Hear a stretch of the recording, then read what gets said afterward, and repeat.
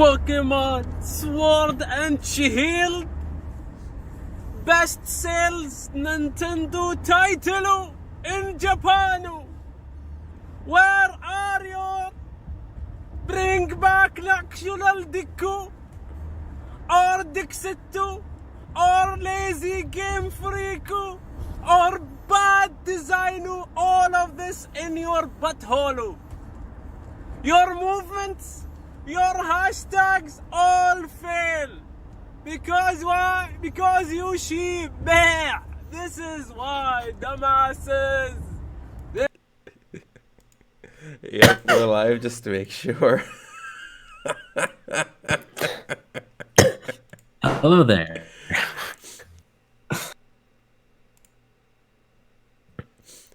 Welcome to the Salt Grinder, people. Welcome.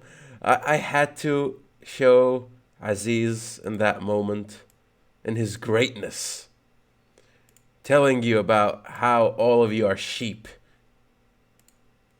Because you guys deserve it. You know? You're special. You matter. Don't let your dreams be dreams. If you want to boycott a company, just say stuff on Twitter and then buy the game anyway. Do it. Just do it. Do it. To me, what happened last week? Do it.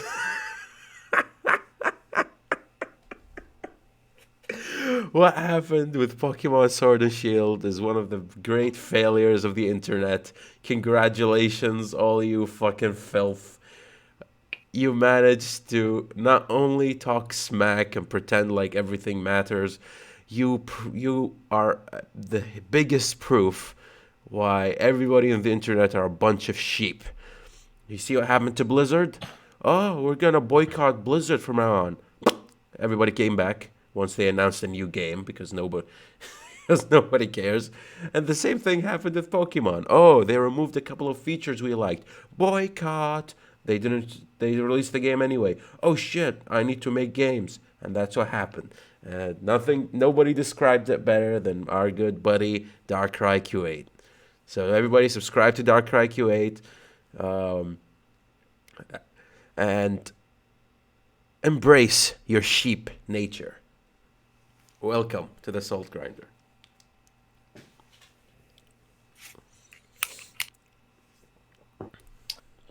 Actually,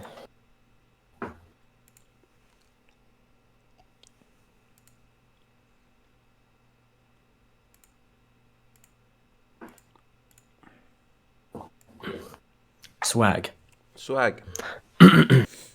Okay, so I'm gonna start this off with you, Lewi. Okay, since we're going off on the video games. Okay, I'm upset about all the Pokemon, not because the game is good or bad, it's because the fans are a piece of shit. That has always been the case, right? They're sheep, they're horrible, they're horrifying.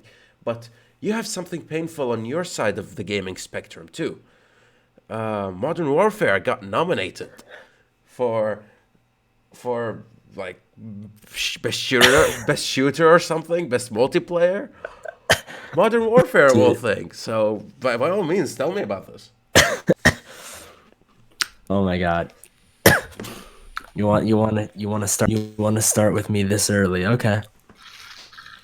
We got to warm up. Don't know what I'm choking on. But look, your introduction there it reminded me of the meme of like checks notes and then says something. It's like Modern Warfare was nominated for checks notes. Best multiplayer? Yes, folks. Call of Duty Modern Warfare, the absolute worst game of the second only maybe to Fallout 76 or Overwatch, just because was nominated for the best multiplayer experience alongside, I believe, Fortnite and Apex Legends and a couple others. I thought that's where it was going to end. I thought that's where the news was going to end. And then there's an update. Today, something happened. Today, a patch came out for the game. Bear in mind, you heard the rants from last week. You've heard the overall consensus. The game is playable. It is literally unplayable. Worst game in the franchise in bounds. Nobody thought it could. You can only go. So, the Infinity Ward team announced that they were going to introduce a massive overhaul by the end of November to fix the game. And today, they apparently started that, at least the big one, and they put out a patch that if the game wasn't already broken, now it's on life support. Today they put out a patch that is actually breaking the game. The same week that they got nominated, they put out a patch that literally is breaking the game. Certain features of the game are not working. They're corrupted. They're making your system crash. You've probably heard about the bugs where the game just it literally wouldn't start with your console, or it would blue screen your console, or like it would close out on the PC. Like you just couldn't do anything with the game. Today they actually introduced a patch that didn't fix all of those. They actually made it worse. Certain guns don't work now. Certain challenges you cannot receive, you cannot get, you cannot complete. Some people get stuck on loading screens forever, and then they have to restart the screens. There's just the game crashing and freezing. They actually made it worse. The same week they had the audacity to. We're nominated for player experience, guys. Motherfuckers, you don't have a multiplayer because nobody can play your. No cap, nobody can actually play your. Nobody can play it. Oh my god. It's like we were going over this. Right? And I was like, all right, we're gonna talk about COD, right? It's a joke that it got nominated. It's definitely not gonna win against Fortnite or Apex. In my opinion, Fortnite's a bigger game. It has a more revolutionary approach. It's just a bigger game for what that type of award ceremony is supposed to imply, right? Like Right. The biggest games, the biggest impact. Call of Duty, it's so bad this year. It's just so. But they had the balls to get nominated and then tell people that they got nominated, and then they ruined the game even more. They actually broke the. They actually, you cannot play it. You know, this sounds to me. This sounds to me like, you know, when you failed at making a game, okay, like in schedule, you need more time to make it. You need, like, let's say 3-6 more months to actually fix all the bugs and release an actual game. But knowing Infinity Ward, they have to release a game this year because that's the COD formula. Each year, there needs to be a COD game, once by Activision and once by Infinity Ward, and it doesn't matter whether it's finished or not. So this time they really fucked up. They needed more time, but they needed to release it, or otherwise whoever is above them gets very angry. So they released it, and they're like, "Don't worry, we're gonna fix it, and we're gonna make it this big deal about how we changed, and things will be better." You know. This is what this sounds like, because a November release to overhaul the game, to me that sounds basically like they've been working on that release, but it's not finished, and that's the actual proper release. So until then, they just release something that's just you can click buttons in the game, so they can actually get to fixing it while still sticking to schedule. That's what this sounds like to me. No, look, people always they complain about the game not being play tested. Nobody play tested this. How many hours are spent play testing? I can honestly tell this game was not play tested. There's no way. You can't convince me that the game you actually there's no way. There's too many inconsistencies. There's if somebody play test, they had to be given a green light just out of desperation. There is no legitimate way that you can convince anyone that the current players at the moment, and there aren't much, this is just the game continues to die, and that's why they're trying to overhaul it. The people playing this game right now are the play testers, and I know you hear there's a term called the Call of Duty life, and every Call of Duty game goes through it, and it's a matter of the new COD comes out and it's not finished. So people don't like it. They play it for a little bit. They hate it, so they get bored. And then last year, Yeah. Yeah. and then 6 months down the road, the current COD is, and then the new one gets announced. So people forget about the current one, and they get hyped for the new one. But then once they start playing the new one's not finished. So they really enjoy the current one that's finally fixed now. And then it's rinse and repeat. It's like it's like a new COD comes out, but you're playing the one from, because the one from the current year you can't actually play. So it's almost as if you're getting the 3 years now that you're waiting for a COD title. It's essentially what you're getting, which is the greatest. Moreover, I think it's hilarious how everybody hated Black, and it's a matter of one of those situations now. You never know what you have until now. Everyone's going back to Black Ops 4, and they're like, "Oh my god, come save us! Activision. Come save us from yeah." And Activision doesn't care. They're just like, yeah, Infinity War thing, right? But oh my goodness. Look, you see what this game's doing. It's making me sick. It's making me. It was nominated. It shouldn't have been nominated. I hope it doesn't get a single. Wait. I wanna make sure this multiplayer award, is it exclusive for FPSs, or is it like any multiplayer experience? I'm pretty sure it's any multiplayer experience, because like Fortnite's there, and there's a couple other titles. The three big ones are COD, Apex, and Fortnite. Well, I have to interject here because my nominee for best multiplayer experience is radically different and never includes FPSs. Because Well, look, Mario Kart is fun and all, but to compete on the stage of the other one. actually, I wasn't gonna say Mario Kart, but the thing is, if you're gonna include any multiplayer experience, that means any game that can be played by two people, right? Or is it exclusive to being online? Based on how things are now, I would assume it's online.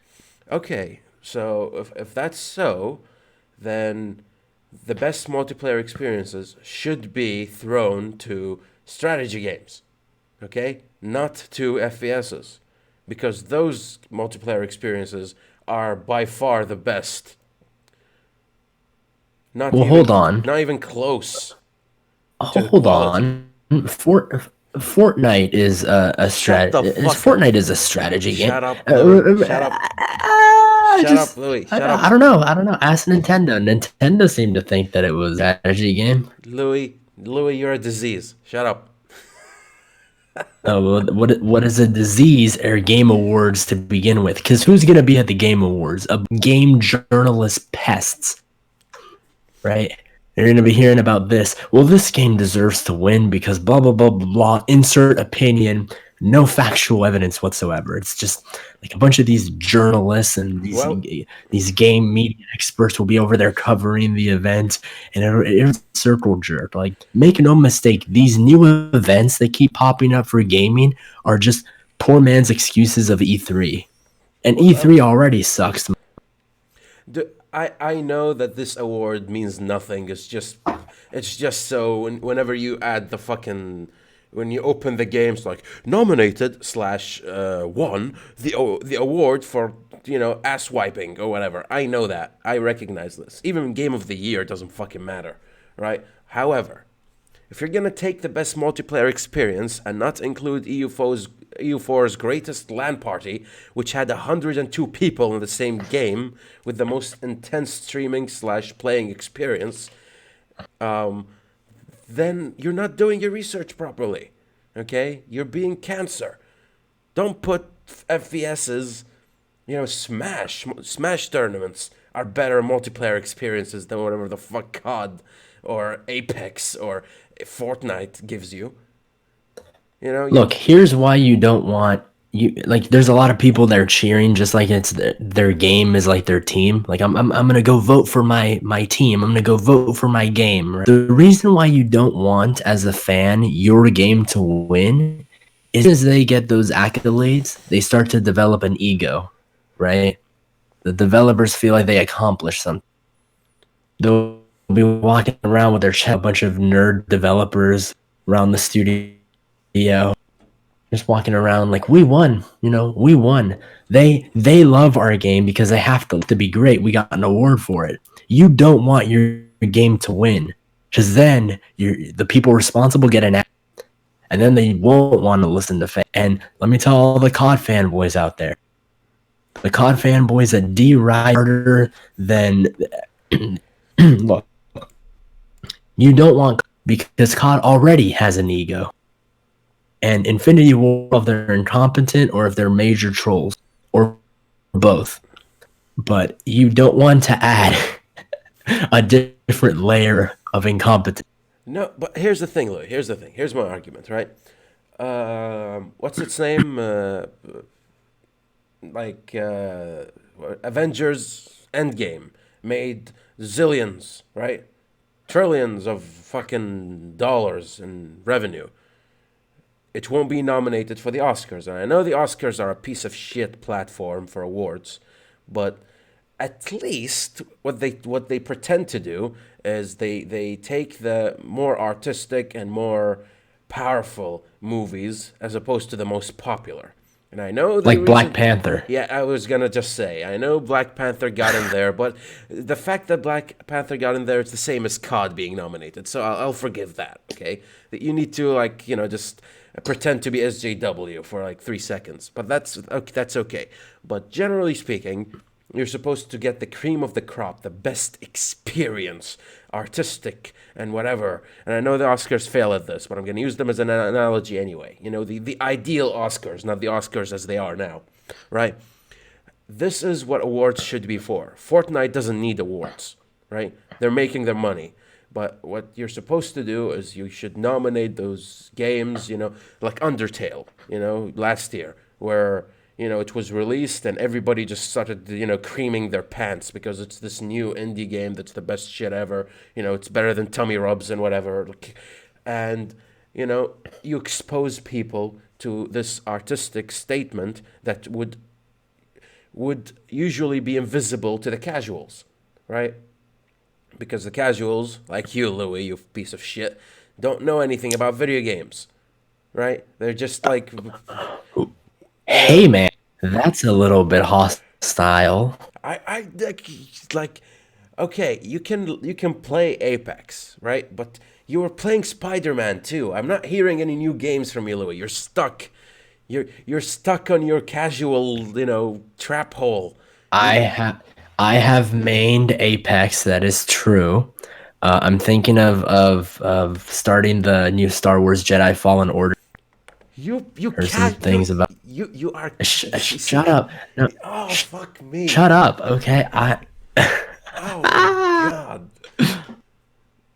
Like, it's like a guy's like, oh yeah, I'm a car fan. I bought no, I don't know anything about cars. What am I talking about? I'm a YouTuber. I know YouTubers. I watch Logan Paul. Oh wait, I switched to Jake Paul. He looks all right. That's what you sound like, Louis. No. For all its fault, I don't think Fallen Order is anywhere near as bad as the Paul brothers. We have to separate apples from oranges here, my friend. No. This is what I'm thinking. I'm thinking I'm gonna continue playing Apex. I'm gonna keep on Star Wars Fall. When the new Halo game, we'll probably play that. I already know the Master Chief out, so no, it's looking good. It's looking good. I got a lot of games on my. Oh my God, it hurts, man. I'm sad for you for one reason. Not just because you're like you chose a certain genre. In the end, you're playing with friends, you're enjoying your time. That's what a game is supposed to be. I don't want to shit on that. But this year that you came back in, every AAA release has been trash. Not just trash, horrifying trash, right? Unplayable. So there's nothing to pull you out of the casual hole and introduce you to like a wider genre. There is nothing. I can't tell you, okay, go get this new game. It's the hot new thing. All the casuals are playing it too, and it will broaden your horizon. There's nothing. There's nothing there. So on one hand, I can't blame you. You need to actually like do research to find out whether whether certain you have to enter the rabbit hole of horrible indie games and try your luck. Why would I waste my time searching, researching, hidden gems when I know there's plenty out in the open? Companies like EA, Activision, Blizzard, all looking out for me, all making the best product. My pre-ordered $60 to $110 legendary edition pre-orders. There's this new game called Skyrim. It just got released. You should you should take a look. Really? See, Really? Hassan, we are following you in the comments, but I have to educate Lewi here, okay? Like, and you released 3 points with each comment that I can address for an hour. So forgive me if I don't. For example, Smash smells bad. We can argue that Yu-Gi-Oh are is the best multiplayer game. That's a horrifying statement. Okay, What?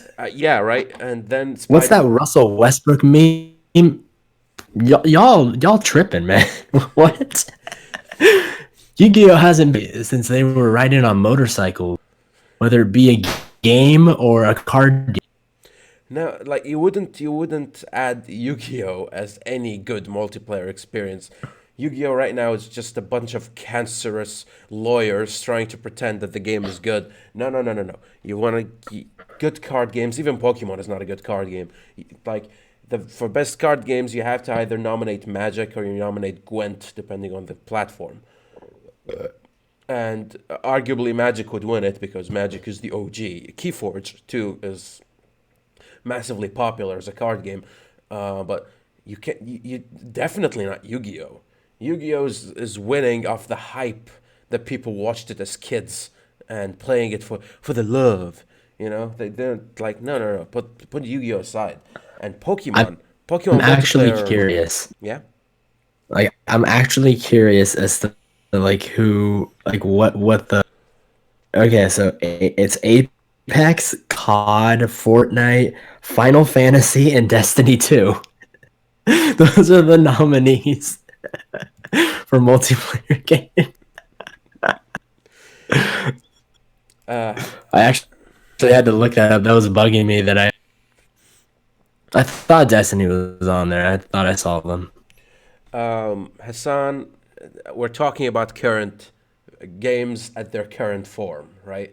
So if you're gonna say I'm talking about the best of Yu-Gi-Oh, not what it is now, then that already excludes Yu-Gi-Oh from our current list. We're talking about regular games. Maybe Yu-Gi-Oh was great like back in 2005 in GOAT format, but but Dude, look, Yu-Gi-Oh hasn't been good since they put those robotic arms and started putting. Hasn't been good since they had those. What are those called? Those devices, like know what you call them, like dual sleeves. no, I don't know. You stick cards in the machines that's attached to your arm. the dual They disc, they the dual looked disc. cool. The dual, I can't remember, but I just remember you thought it was cool. And then you were a kid. I was walking around in public thinking I was the shit, and like other kids would understand, but all the parents just looked at me like, "Oh my god, that kid's retarded," right? Like that, like what? It looked like you were trying to give yourself a robotic arm. Yu-Gi-Oh hasn't been good since. No, but it was good though. But it was never the best. Yu-Gi-Oh is like has a certain charm to it, right? And that charm was killed towards a new charm, which is making combos with the cards, making the game excruciatingly more complicated, needlessly so. Um, and then it started dying. So we can shelve Yu-Gi-Oh as just a fun game that people like, but it cannot be defined as best. Best needs, you know. I know all art is subjective, but to be the best at something, you need to at least be be reasonably fair and balanced, which Yu-Gi-Oh is never. Yu-Gi-Oh, each box is meant to sell more stuff, not to improve the experience, and that. Um, if that's not a core pillar of your game, then for me that's automatically excluded from best multiplayer experience, because in the end we're trying to take Oscar standards, Richard. It's not about appealing to the most people, even though fuck the Oscars. I have to always say that, fuck the Oscars. But again, we're talking about the ideal Oscars, the archetype of the Oscar. Oh, look, how about this? How about this? Yu-Gi-Oh is not the best because they've lost like most of their fan base. They've lost most of the like most people who look at Yu-Gi-Oh now, even ex players are like, "Oh my god, I don't want to step anywhere." Well, that's where you're If wrong, you want to Louis. be I wish that was the case, Louis. oh, There but are there's more. always the hardcore nerds that No, don't no, want to no. give up There, because like there I've are invested too much time. there are more people coming into Yu-Gi-Oh these days than there ever was before, and God knows why. I have no idea why. No, that actually doesn't surprise me either. The game is more global. It's grown, but compared to what it was, like my interpretation of Yu-Gi-Oh now and where it stands now is that if they would have kept it similarly to four, it would be twice as big as it is now. It's no question it's going to grow. It's Yu-Gi-Oh. It has a legacy behind it. But Uh, compared to what it could have been, yeah, I've seen the new Yu-Gi-Oh. It's like, oof, it's gross. It's disgusting. it is, it is, and I love Yu-Gi-Oh, but I I quit. I quit because I'm not spending like what $200 every month so I can play the bloody game, you know. But here's the thing, Hassan. You asked which is the best controller. So Louis, what is your best controller? He says GameCube controller. I find that horrendous, but fine. You do you. But what is the best controller You for you? stay. My personal favorite is the Xbox. I think that's the best controller. For me, I don't know, like that's the most for me. It has the best grip. I feel like all the like everything. It just feels like it should be where it is. The GameCube's not a bad. If you think about the GameCube, uh, it's not a bad controller. Actually, it's not a bad console to stand. I um, think the PS2 is probably the worst that I've ever played on. yeah. Once you Actually, upgrade I to take that back. Xbox, yeah. The Nintendo 64 is the worst controller. To me, the best by far is the Nintendo Switch Pro controller, which is to me is just the same as an Xbox controller, but an overall upgrade. Like even people who like used to only main like Xbox controllers, when they tried the Nintendo Switch controller, they're like, okay, okay, we can't complain, we can't bitch about it because it's not only is it extremely similar, it is also very good. Let me explain.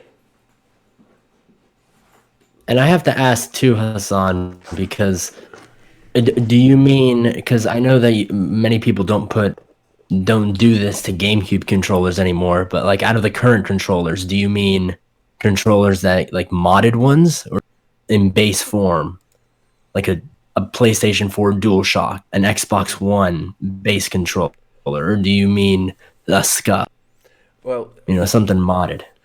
this is Because my. those add a whole. Yeah, they do. They do. But we're gonna go. For me, I'm gonna scratch the best. And this is my Xbox, or rather my Nintendo Switch controller, and looks much like an Xbox, same button configuration and everything.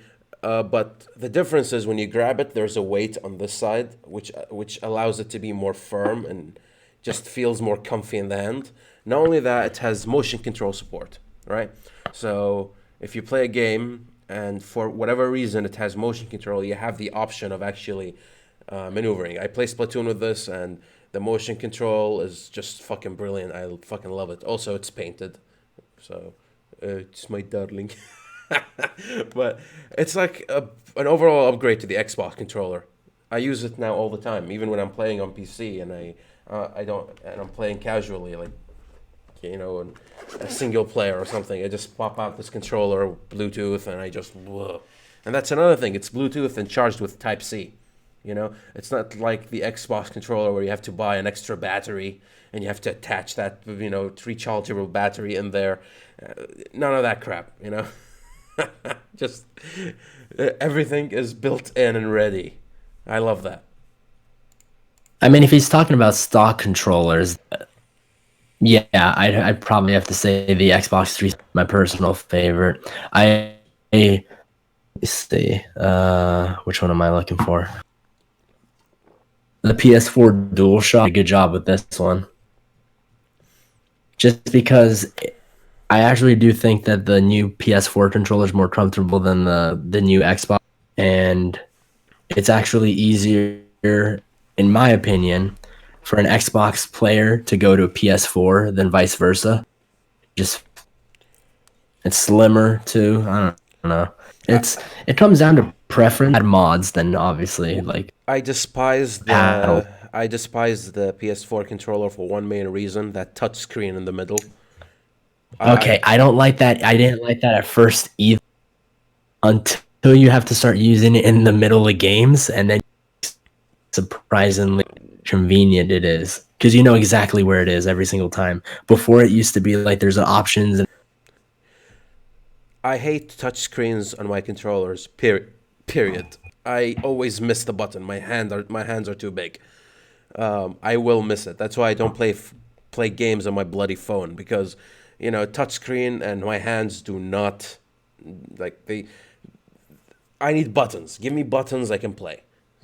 No, none of that fucking stupid touchscreen crap. Oh no, definitely. It's the ugliest part about the controller. It's the ugliest controller out. Like I think I like it, but it's definitely the ugliest controller out right now, because it's just like you have buttons on the side, you hold on to it. There's just like a brick in the middle. It's like, what is this shit? Right. Let's see. You know what I actually like holding, because I still have mine. You know what I like holding up and playing occasionally? Yeah. Is the original Game Boy SP, the Game Boy Advance. That feels comfortable. Oh, Dude, if we want to talk worse controllers, you have to talk about the Nintendo DS. You can't play that thing for 2 hours without hurting your hand. the DS, like no, I like the Game Boy controller, but I don't like the DS so much, and I think it's because it's wider. It's wider, so your fingers have to. Well, yeah, that it's wider. It's you sometimes use a pen, and I love Nintendo for their innovative designs and different ways of incorporating games and all that. I like Nintendo for that, and the DS I had, I've played like hundreds of hours on. I've loved it to death. I've loved that console generation from DS to 3DS and all that. But still, gee, it's wildly uncomfortable to hold. Like I would, at a certain point, because most of my games were turn-based, I would actually put the DS down on a table or on my bed, and I would just, like maneuver like this and hope for the best until my hands rest, and then I would get it up again. It's pretty alright, but let's go away from controllers here real quick. I know you guys are obsessed with this, but like it's. I don't. Well, hold on. I don't know why Hassan is so upset about like the. I don't think Xbox has dropped the ball with their new controller. It to me, it looks and feels a lot like the 360. Actually, I think I think that was people's biggest concern or biggest problem, is they didn't change too much. I don't know if like Xbox doesn't, like I said, I can transition very easily from PS4. Like I play both, so I can. Oh, actually, Very easy for me. Hassan, did you buy Sword and Shield? And if you have, do you like it? Because I'm trying to take everybody's opinions. I am boycotting Pokemon personally until they actually bring a fucking until they give me a game that's worth my time. I'm not gonna fucking play their main games. Maybe their side games because their side games are not made by Game Freak. Sure, I'll play those, but main brand games, I'm not gonna pay $60 to be bored to death like I did in Sun and Moon. You know, I add artificial difficulty to actually enjoy the game. But if have you gotten Sword and Shield? You don't pay for video games.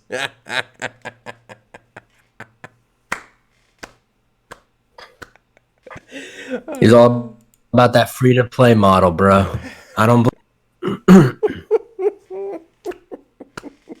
Dude, look, you have to. You said it yourself, right, Trillian? Every single trick coming out right now is really dropping the ball, and I know like so when somebody says they don't play for video games or they don't pay for video games, a lot of people used to think, oh, the piracy joke hurting the industry. Now people are like, well, why would I pay for video games? There's free to play games and they're all better, like a lot. It's when you look at the trends, Sword and Shield, like I said, I've heard mixed things about it. I had a friend that got I had another friend that, and then they both played the opposite game and they're like, I like the other one better. So like the sword liked the shield more and shield liked the sword more, and I'm just like, what's the fucking dip? No, there's only Pokemon. Some Pokemon are in this game and not in that game. That's not the problem, though. The best way it was described by Aziz and Hamoud. One of them played the game, the other watched extensive reviews of the game, and it's like in Pokemon Sword and Shield, there's almost two teams that worked on it. Team A, let's call them Team A and Team B. Team A are amazing, and everything they touch, turns into fucking, the holy grail. And Team B is just there to make filler and to just like stuff the game with content, so it reaches the 20-hour mark that Pokemon is known for, the 20-hour campaign, right, or the storyline. And it's this time it's very clear which parts Team A touched and which parts Team B does, and it's a matter of whether Team A did better than Team B. But according to Aziz, he's like, it cancels out to eventually a mediocre game, right? So there are things that are super great in the game, and there are things that are horrifyingly bad, like unforgivably bad. Especially graphics-wise, there are certain areas that looks gorgeous, and there are certain places that look absolutely disgusting, right? And ultimately, it just melts out to a mediocre game. That's the consensus given by the people who actually played the game from my end, and I trust their taste because I whipped those tastes to shape. So I can trust those fucking opinions. So which one's Sword and Shield? It's a B, like it's a heavy B game. Let me put it this way. If you like to play Pokemon and you never minded how stale the older generations are, and you just like throwing Pokeballs and clicking buttons and getting introduced to new Pokemon, by all means play the bloody game, right? It'll give you that. It'll give you what you bought. But if you want an actual, engaging, challenging game that tests you and your understanding of the franchise and innovates it to its core, you're not gonna get that. That was Mystery Dungeon. And Mystery Dungeon, there are no more games of Mystery Dungeon.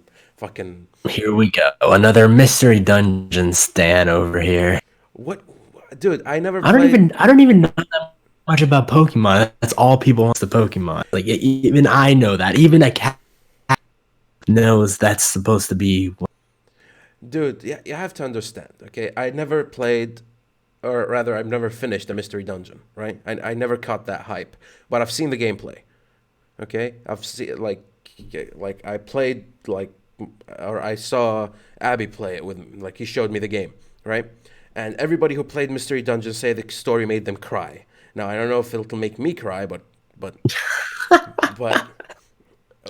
Pokemon games never make you cry. So Um, but I did watch a side mission being played, and the side mission hits you heavy, right? Hits you heavy in the feels. So I'm like, okay, I can see why, the lesser people cry because of the fucking storyline. So, Dude, if you cry during Pokemon, wow. I advise you not to watch like the Titanic or something. fuck you, Louis. Listen, if you did not cry in that Mewtwo movie, okay? Hey, that's different. What do you mean that's different? What do No, you mean? okay, the first Pokemon movie, Yes. the very first Pokemon movie, Mewtwo comes, he like turns ash. Ash, Spoiler alert, he turns actually fuck you. If you haven't seen the movie by now, there's yeah, something like, wrong with you. yeah, go Um, die. where he yeah, if if when Mewtwo turns Ash to stone and Pikachu starts spray, And the entire Pokemon starts, everybody starts crying, realizing what they've that's done, and the music hits you. that's different. That's something none of the games could even come remotely close to. Rescue Team does, according to people. Who are these people? You're sounding like CNN sources. Who are the sources? Well, Abby, Aziz, like the people who I hang out with and play the game. Fucking Aziz, man. God, if it wasn't Darkrai Q8, I'd tell him to go. But I can't do that because he's Darkrai Q8. So go subscribe to Darkrai Q8, please and thank you. Yes, yes, please. He needs every sub now with the YouTube crap happening. Speaking of YouTube, Yes, you know, effortless transition. Thank you, Transition. Q8. Oh, dude, the child. This transition is brought to you by Darkrai Q8. Subscribe to Darkrai Q8 with the code. You're all sheep, and you will get.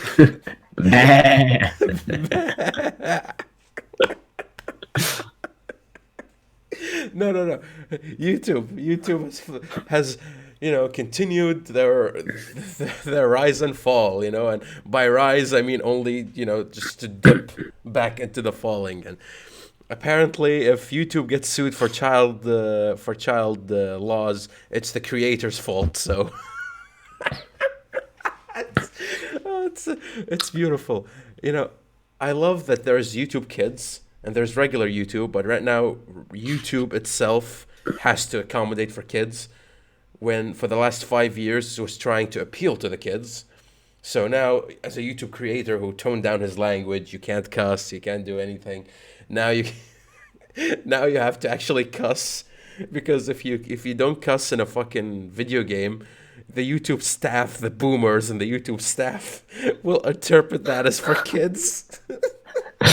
And will remove your. It's brilliant. It's fucking lovely. You make like Lego videos with edgy humor, and like, but you're using Legos, so clearly it's for kids, right? It's beautiful, beautiful how YouTube is doing it right now. Um, uh, I no longer think Google will take over the world. Elon Musk is like, Google and artificial intelligence will be able to will overtake us all, and we need to prepare and upload ourselves to Minecraft or something dumb like that, right? Um, I'm no longer worried. I'm more scared about Amazon, honestly, than Google. Google's just Dude, tumbling and tumbling. It's just filled with no, it's, fucking it's because idiocy. it's because Google keeps getting in their own way, right? I continue to say this with they have an identity, and it's been ongoing for ever since Google bought all of the troubles and all of the complaints and all of the advertiser concerns and all of the complaints have they Google is partly responsible. I'm not gonna give the creators a clean slate, because the creators clearly have something to contribute to the website for good or for bad. The problem with Google is that it continues to get in itself in its and it's bringing YouTube along with it. Know that whatever they do, YouTube needs to to accommodate. Accommodating for kids, like YouTube has always been, but because they're trying so hard to be corporate, even though just a couple of years ago they were like, no, we're not corporate, we're different, we're YouTube, we're creator friendly. And then the advertisers come along, and it's YouTube keeps playing ping pong with itself. Or rather, Google keeps with YouTube. It's like playing with their feelings. They keep going back and forth, and I'm not digging it, bro. I like it. It's exhausting. I have to imagine, as a person who does this as a hobby, I have to imagine how stressful it is for a person who has to keep up with this shit. Because being a YouTuber job is keeping up with the TOS and trying to make sure you can or trying to make a video on. I can only imagine the amount of people that like had a video idea ready and they had a video set up and then they were getting ready to upload it and these new terms of service came. And you're fucked, yeah. Yeah. And then you read it, or most people probably just skim it, or even worse, it's gonna happen to you because you've developed a routine. You upload the video, and immediately you're demonetized. And you're sitting there like, what did I do? Like, I have been adapting, right? That's I've done my the best, buzzword yeah. everyone's using. You need to adapt. You need to adapt to your situation, to your environment. This YouTuber has been adapting for the latter part of 5 years now, trying to find what the algorithms will take, trying to see what Susan will allow. It's got to take a toll on you at the very least. Yes, And later it's annoying, but as a viewer, it must also be annoying because I don't want to have to decide or like decipher where I have to look for content. Right? Can you imagine if like your favorite creator is in the normal space? And then the very next week he's on YouTube just because he forgot to swear in a video. Oh, and you can be fined. That's the scary part that's coming. In January the fine starts dropping, right? So I don't know. You make video games, Fortnite. Let's say you make Fortnite and you smash your keyboard to your face, right? And you don't want the content to be for kids. It's not for kids. You swear all the time. It's not for kids. And somebody watches it and decides it is. Next thing you know, you get fined $40,000. $40,000. Why would I make videos on this platform? Doesn't make sense. It's like they are creating new ways to bamboo. It's beautiful. It's an artistic statement. How YouTube fucks up. It's like they try to outperform themselves. Yeah. So YouTube has so I've already mentioned YouTube has an identity, but they also have and this is just regurgitating a lot of what people know, but it also has a leadership problem. We actually just looked this up before we started the stream. Susan Wojcicki still, the CEO of YouTube, she still has a YouTube. Despite all of the hate and all of the vitriol, and let's be honest, all of the name calling and probably the death threats, because everybody just sends death threats these days, right? Yep. Just randomly. Or rather, people make jokes, but people interpret them as death, right? So despite all of that, and I'm surprised, I do give her kudos for not turning off her comment sections. On most of her videos, most of her comments are not. I appreciate that. That's pretty good. Because she claims to be for, but then you read the comments and you're like, there's a lot of people that don't like you though. So you better get on that. Like you need to do something about that. And I think a part of this has to do with the fact that Susan doesn't feel threatened in any way, shape, or form. She reminds me a lot of Kath, from Lucas Films or Lucas Arts, who creates Star Wars. I don't think she's not worried. I think she knows who she's appealing to. It's not us. It's not the hardcore YouTubers who spend their 6 hours, 7 hours on YouTube. It's not for us. It's for those fuckheads who don't know anything, right? So they're like, oh, Susan Wojcicki is awesome. Look, she's interacting with the YouTubers. Those people who watch the makeup tutorials, I bet they love Susan. You know, it's great to see a female CEO caring so much. You know, it's for those people. It's for the outside They- world that does not congregate in the slums of YouTube. You know. Oh, they love Susan until their favorite makeup creator gets demonetized for like spilling some mascara and being like, "Oh shit, oh, like wee woo, right? Like, Yeah, not for kids no, anymore, no more. right? That's not for kids anymore."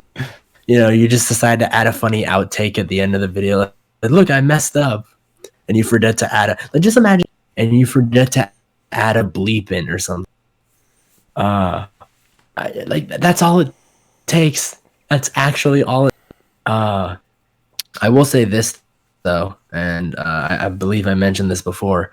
I am in favor though of YouTubers that try really hard to censor themselves because that in and of itself makes for some pretty creative content.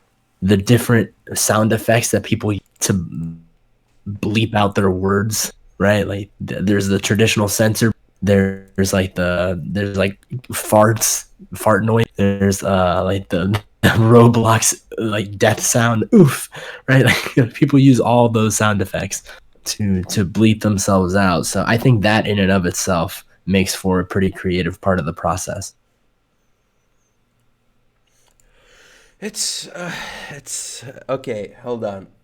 We have somebody who wants to join in. I assume he finds it very hard. I assume he finds it very hard to actually fucking. Yeah, there we go. We have 3 people. I dead ass almost declined the call. I almost declined it. My mouse just like hovered over it and almost hit. Hello there. It seems you realize the comment section is not as fun as coming on here. Welcome. Long time no see. It's not ideal. It's not ideal. You know. All right. There's all a right. lot to say, bro. Mine. Yeah. Go ahead. Go ahead. You know, stream of consciousness rants don't really work well in comment sections. Yes. Yes, it Well, does. There's got to be Believe me. something that's got to be heard. Yeah, you lose your train of thought pretty easily. Go ahead. I speak from What do you disagree with us that made you want to join in here? Come on, let's hear it. tell me why Xbox dropped the ball with their new control. I'm actually curious. I think it feels Honestly, I think there were quite a few improvements. I think the D-pad is obviously much better. That's just a no-brainer. The D-pad on the Xbox One controller is much better. If you want my honest opinion, the thing I don't like is the positioning of the triggers and bumpers. I just feel like your hand caves in an unnatural manner. The positioning of the hand when it comes to the triggers and bumpers on the Xbox One controller is really uncomfortable compared to the 360. Really? I haven't Really? noticed I because see I that. never played the 360 one. I played the Xbox One for a while when I had an Xbox One, but I've never really noticed. You guys know best on that one, but what about the Switch one? Is it comfy? The Switch controller is good. It's just that it has digital triggers instead of analog triggers, and that's just a big no-no for triggers. Period. When it comes to controllers, What difference does it make? analog triggers have different. So analog triggers have what is it called? Different degrees. Oh, right. Yeah. Right. So especially for racing games and first-person shooters, like depending on how much you press the trigger in, it's fast or slow, acceleration or zooming in, zooming out. You need analog triggers for it's not a few games. It's a pretty wide range of games that I remember benefit back in the greatly day. from analog triggers. Yeah. Right. I guess that's And then yeah. Honestly, if the Switch had good analog triggers, I probably wouldn't even be having this conversation right now. I'd probably just get the Switch Pro controller. But I've also heard complaints about the D-pad as well for extended gameplay with 2D games, especially fighting games. It shows how Honestly, how the little, old- strategy. yeah, it shows how little I know. Honestly, about the controllers. only reason I really like the PlayStation controller so much is because I used it to play the Budokai games growing up. Because obviously the positioning of the control sticks on the DualShock isn't exactly ideal, but the positioning of the D-pad right across from the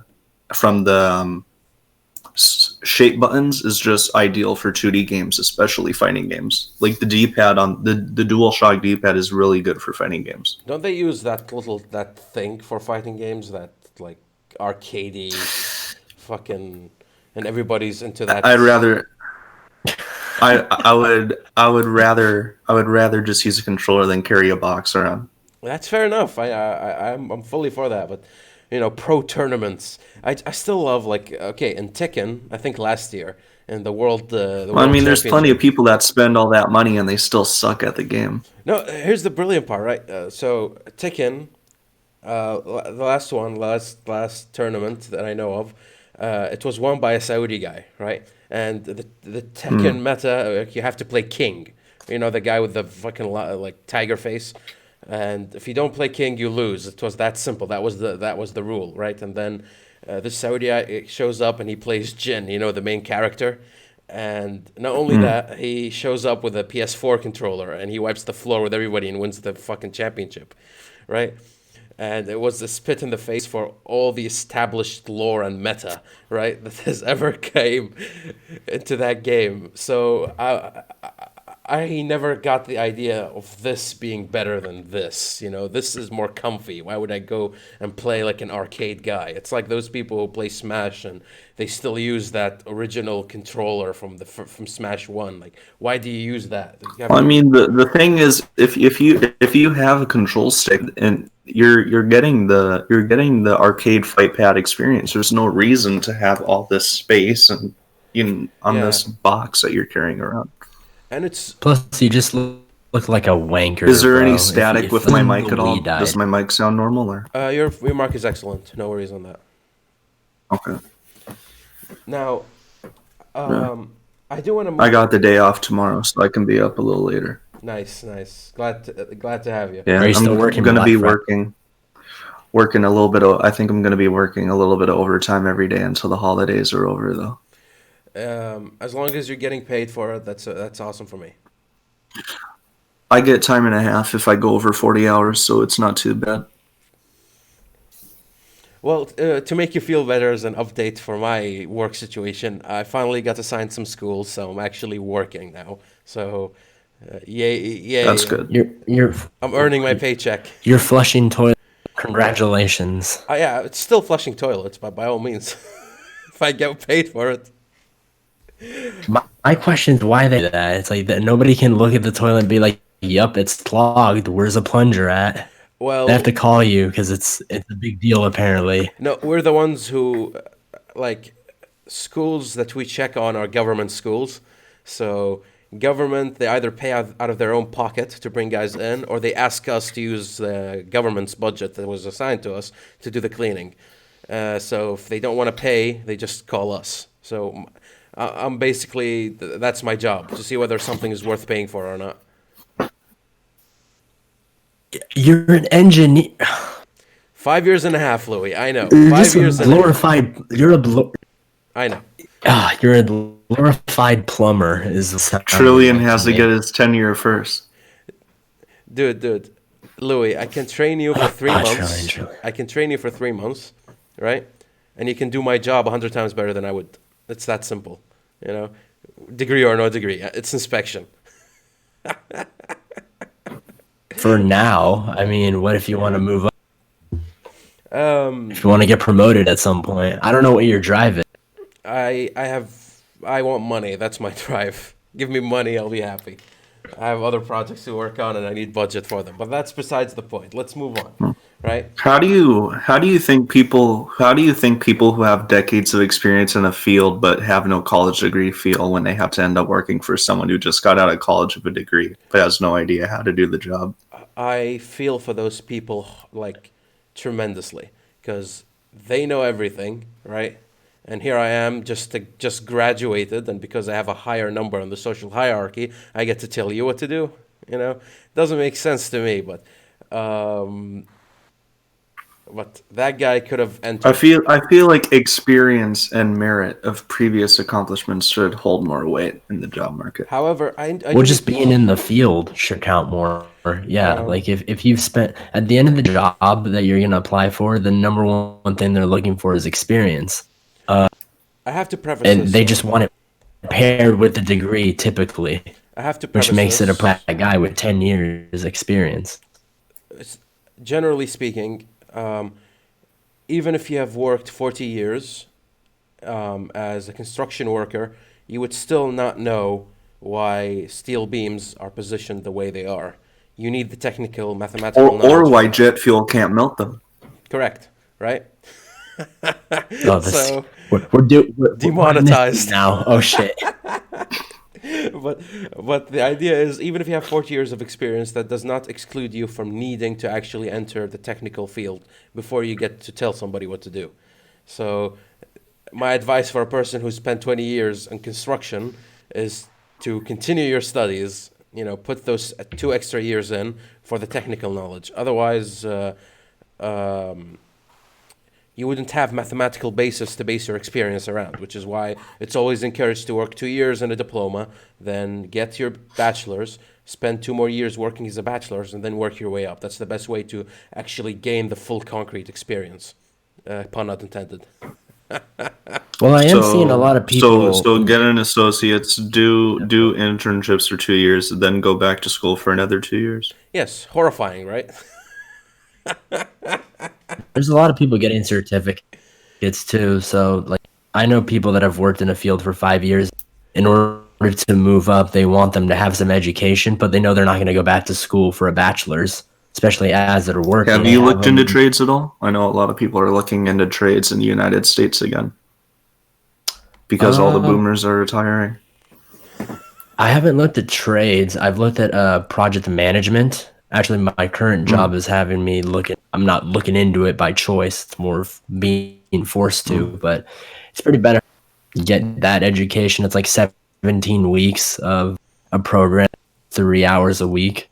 I don't know why it needs to be 17 weeks, but through that, it's like the equivalent of another college course, and that would help me get promoted in the future. But it's a certificate. The only program, caveat which of being a manager is that you better hope and pray you get with a good team. Because if you get stuck with a bad team, you got to clean up after them. That's the worst thing. Yeah. That's why it's like. I don't know how I feel. Oh, dude, like, the reason I was assigned schools is because we switched leaderships, right? From a very, very just chill, I don't care about anything, head of department to a head of department that is always active, right? And that person, I pity them. That lady who's in charge right now, I pity her because she's doing a full revamp, full cleanup process, right? And she's like, she's working overtime for no pay just to clean up because there's so much to clean up. No paid.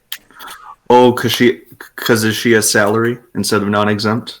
Correct. No, I think he means she's basically putting in. She's putting doing what in you extra said hours, and having to clean up for people. Because if the last guy was, yeah, the last lady was not that good, and the new lady is very conscientious, so she's cleaning up, and she knows she needs to put in extra hours to do so, and she's willing to, despite the fact that she doesn't have to.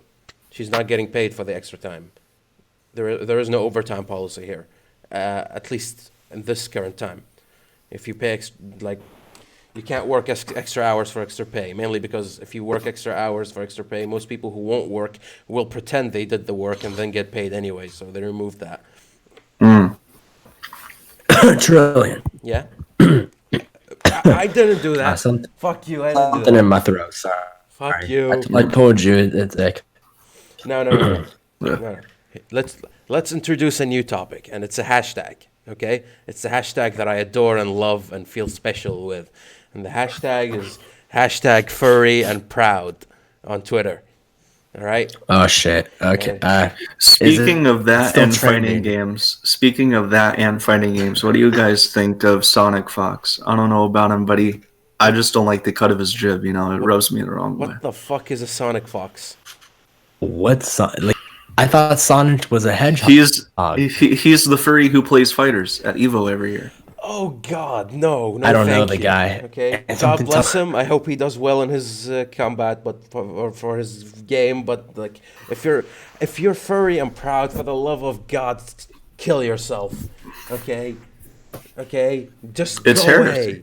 Go away. Just stop talking about it. Be furry. I don't care.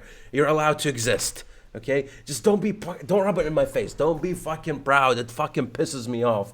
It's like being No, I have look. penile dysfunction, and I'm proud of that. No, you're not. Fuck off.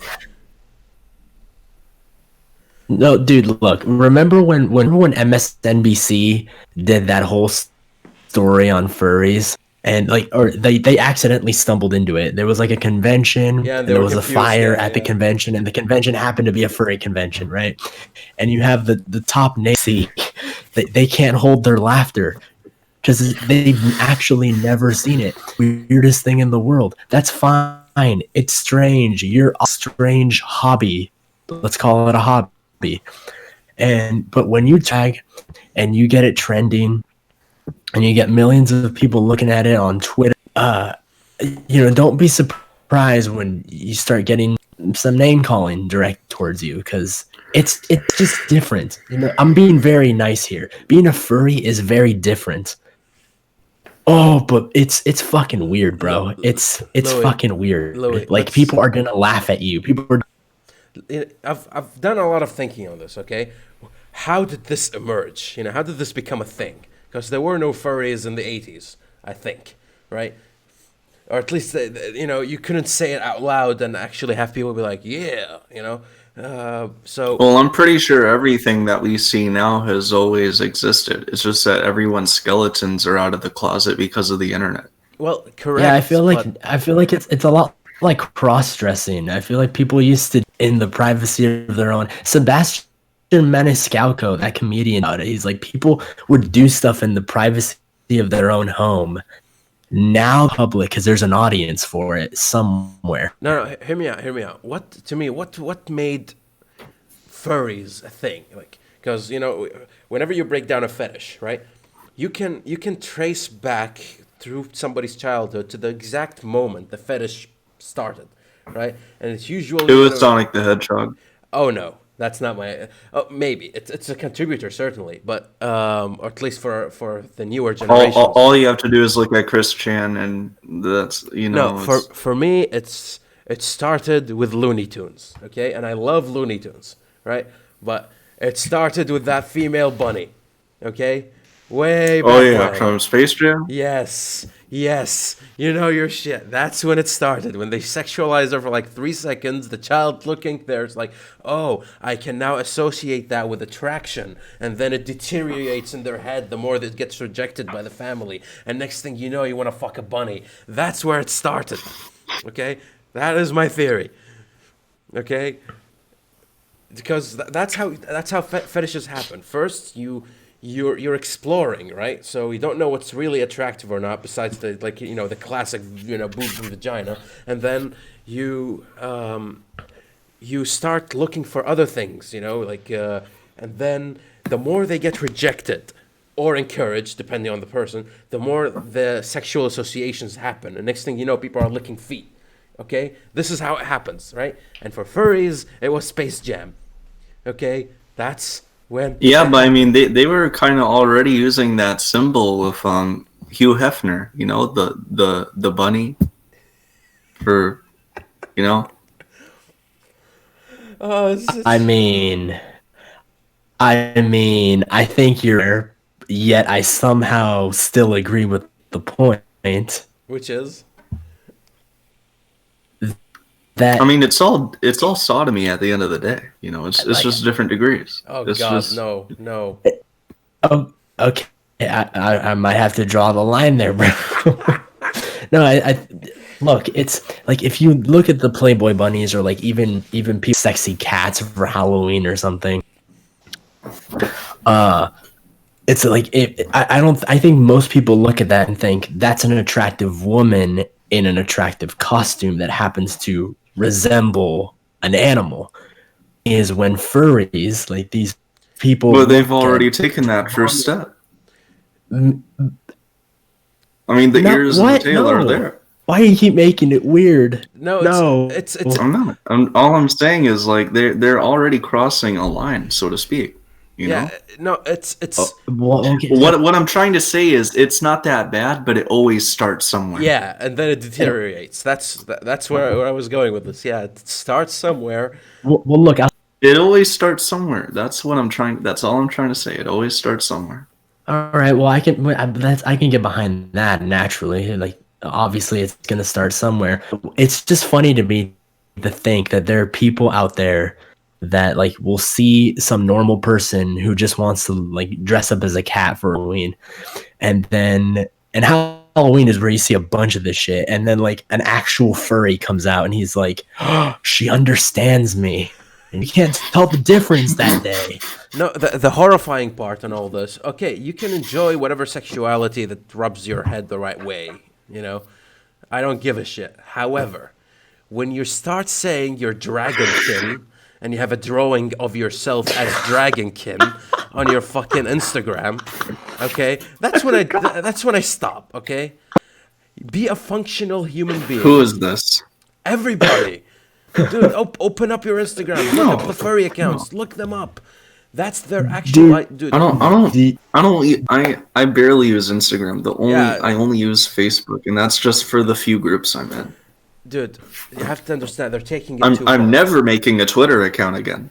Well, Twitter me is neither. awful. I've blocked Instagram, Facebook, Twitter. Everything that comes to me from Twitter, Facebook is by other people. They tell like this hashtag was introduced to me by Lewi. I didn't know about it until then. I agree with you fully on that. But it's still horrifying. Look up Tumblr, right? Look up Reddit and see all the furries that like talk about how they're misunderstood and how society should accept them, not for being different and being weird. No, for being legitimately wolf kind.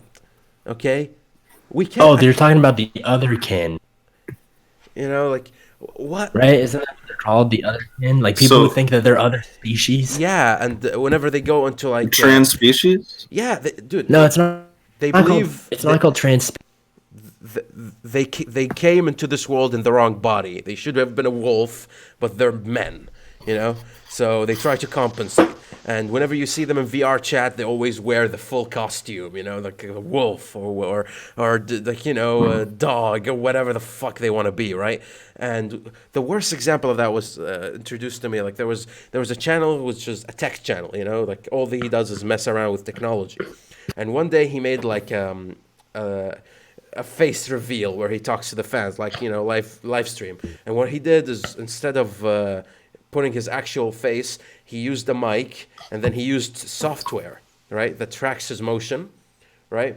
And he sits there, and he's like in a 3D fursuit in a virtual fucking office, right? And he's sitting there, and whenever he talks, the mouth moves, right? Because to him, that's how he sees himself, right? And so that's how he wants to be portrayed, right? And you can't tell me that as a view, you can't person you see that and you don't laugh. See, initially, you don't like maybe somebody can try to explain it to you, and you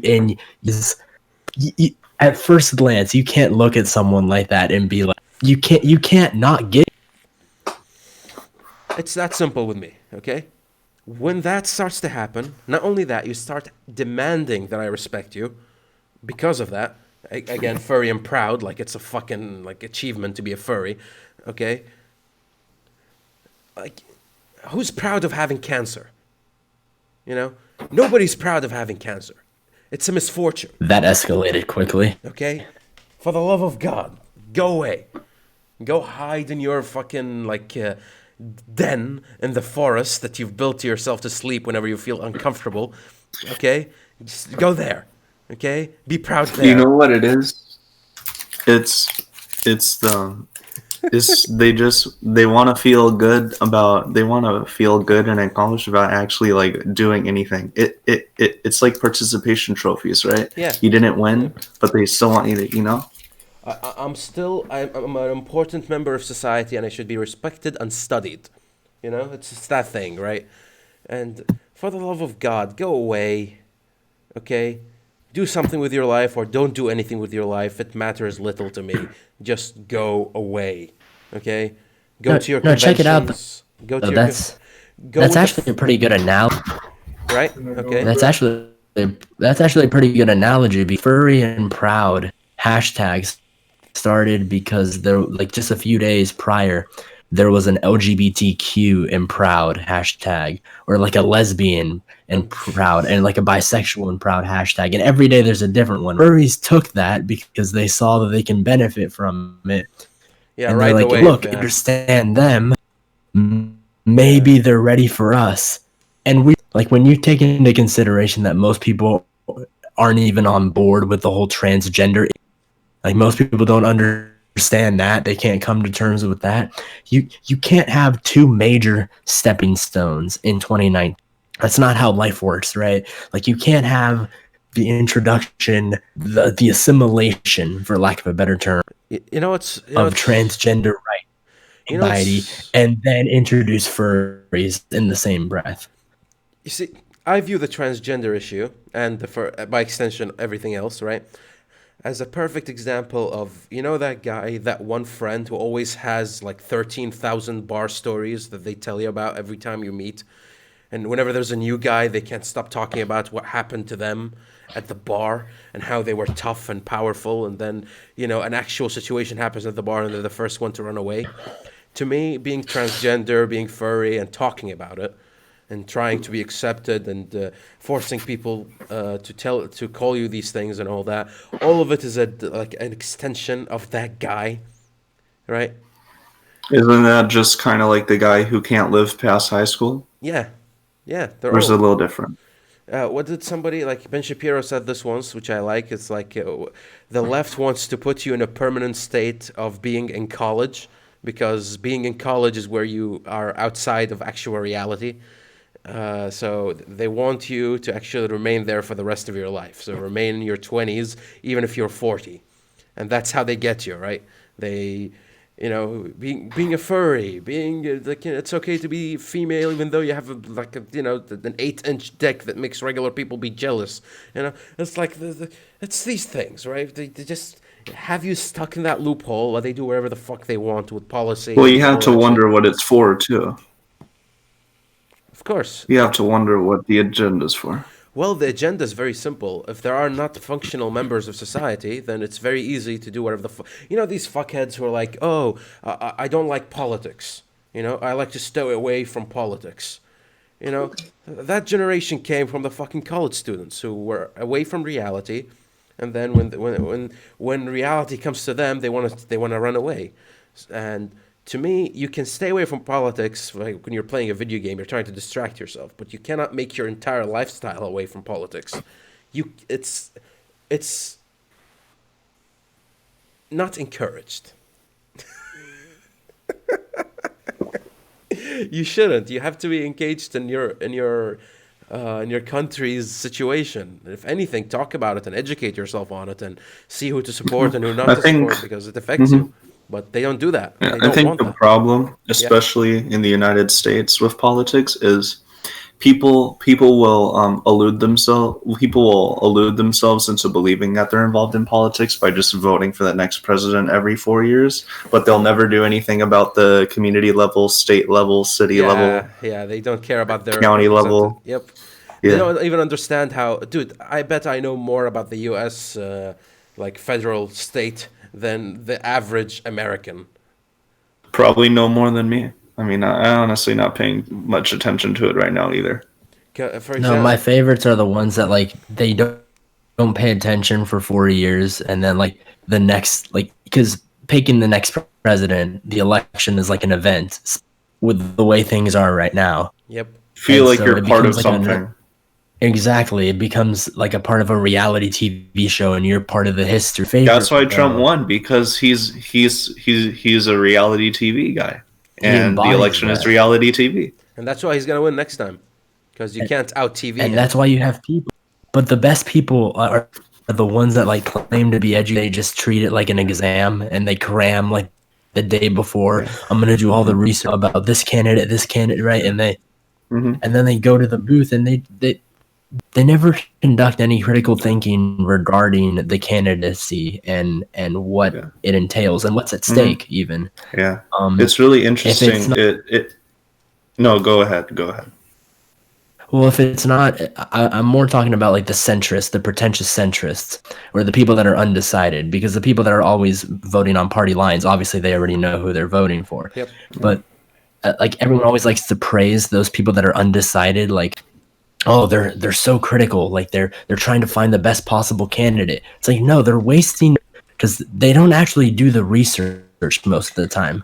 Just people who are like, well, what Yeah, but you don't CNN want to tells me just about pick a that side guy. either, you know? Well, you yeah, never but should I pick a know, side, it's- yeah.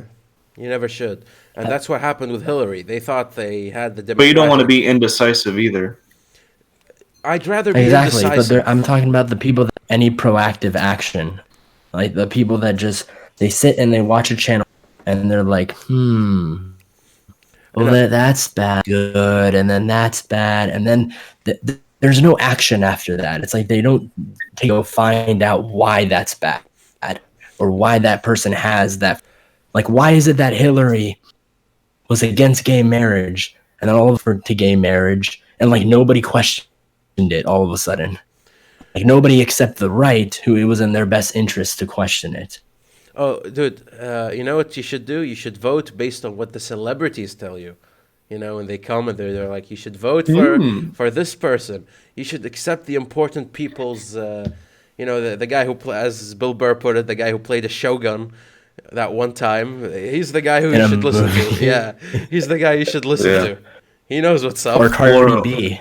Or even better yet, vote for celebrities. It all started with Arnold. I won't. Dude, I'm waiting for Kanye. Yes, I'm Kanye. waiting for Kanye in 2024. I thought he changed his mind. Oh no, he changed his mind for this election because he supports Trump. I thought he abandoned the 2020 vision. Yeah, he's like, because I No, support no, no. Trump, He he's gonna run. abandoned 20. Yeah, he's gonna run in the next one. Yeah, he's running in 2020. What makes Kanye's narrative so interesting? He's planning on running, and Kim. I'm not sure if you guys know this, but Kim's gonna be the first Kim lady if he wins. that and she passed the bar exam to become a lawyer. She She's a passed the lawyer. bar. Yes, She she's passed the going to win. bar. Yes. Oh, I love that. I love And that so fucking much. if Kanye wins, we will actually have Kim Kardashian, an educated and like what is she technically, like an influencer or like a Celebrity. sex tape star? I don't know, like a Only celebrity. in Yeah, but America. I Only feel like in she's more America. than a celebrity. Oh, But you know what I mean? Like it's you'll not- have Kanye and then you'll have Kim as. No, you have to understand, son. Kim Kardashian was all the way down to here in the Middle East. Okay, everybody knew who she is. Okay, we have people following the Kardashians over here too. Don't worry about it. It's everywhere. She'll be the actual first lady, you know. No, dude, I just want you to think about like straight up. You have Kanye as president, and then you have someone like who's actually moderately going to understand the law, because obviously, like the people who are going to be advising Kanye, you know, hopefully will be people that know a lot more about law than Kim. But Kim will be like a beginner, right? Like but like you will have Kim Kardashian, an educated sex porn or sex tape star, in the White House as your first lady. Girl power. Oh, dude. I'm looking forward to it, man. 2024 is gonna be fun. Oh, yes. 2020 is gonna be fun. I personally can't wait, right? And the Democratic debates. Do you are think just- 2020 will be able to? Do you think 2020 will be able to trump 2016 in terms of entertainment? Yes. Yes. Yes. Yes. The Bailey- media claims that they don't want to give Trump the same attention. Oh, they definitely are. The clicks, whole man. the last clicks. Democratic debate was all about Trump. The last Yep. 3 Democratic debates have all been. You know what my favorite part of the 2016 election was? The memes. Watching how upset the Young Turks were election night. I don't know if you guys watched them, but it's just there. Of course. Dude, I still to this day play the people's Compilation. reaction, compilations of people's reactions Yeah. to Trump winning. It's so fucking amazing. I love that one in like the news, that gal in the news, she's like, yeah, you're not out in a nightmare. This is the real world. This is what's Oh, happening. Rachel Maddow. Yeah, Yes. she's about to cry, bro. I love that.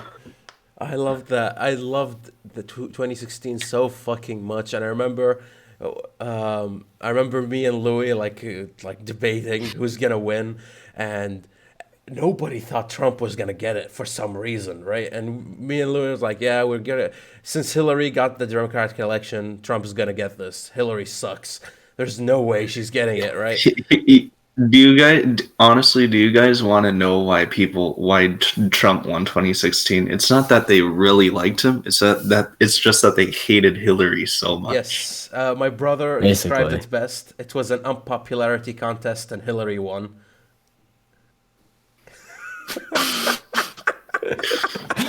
No, dude, Bill Burr said it best. He's like, you have People- to pick between a racist guy and like the devil. And it's like at the end of the day, the devil's still People worse than a didn't- racist guy. People didn't Pokemon Go to the polls enough for her. Oh, Oh my. she lost the election for me. That's what, like, if I was a Democrat, staunch Democrat, Democrats can do no wrong, and I hear that one, I'd remove that from my fucking. I'm done. I'm no longer Dude. Democrat. It was so horrible. Dude, I refuse to believe that somebody in her or like in her advisory team on her told her that, right? That there's no way that could have been like a voice quip or something. That there, like, she had to have come up with that on the fly, and she was probably very proud of herself. I haven't paid attention to like any of the recent 2020 debates but is it true that like Joe Biden actually like forgot Obama's name on multiple occasions? Dude, he's forgotten his own name on several occasions. He forgets where he is, what he ate for breakfast that day. Like, He he looks so falls asleep on stage. Dude, the best thing is looking at Joe Biden scream at Bernie Sanders and Bernie Sanders screaming back. It's so fucking amazing. Right. It's so good. It's funny because they both don't realize that they shouldn't be president. Dude, they both look like they're gonna fall any second. Whenever they start yelling at each other, it's like everybody's on the edge of their seats. Prepare the medics. Prepare the medics. This is gonna be great. That's how I view it. Cause Dude, you have to consider this. All right, look, Bernie Sanders just had a heart attack like a couple of weeks ago. They had to get that resolved. He says he's fine. No one's gonna say they're fine after, right? Like, you have to. You're a public figure. You're running for president. Serve the office with any confidence. Then the people aren't confident that you're gonna die in office. And then Joe Biden, who had a blood vessel in his eye explode. Have you seen this picture? Right, the picture of like his eyes just red in the middle of a debate. And everyone's like, what caused? Did he blink too hard? What happened? I think it was a sneeze and it blew an artery or something. Like, dude, I'm telling you, this is 2016 was great, but we're getting a sample of like this is building up to 2020.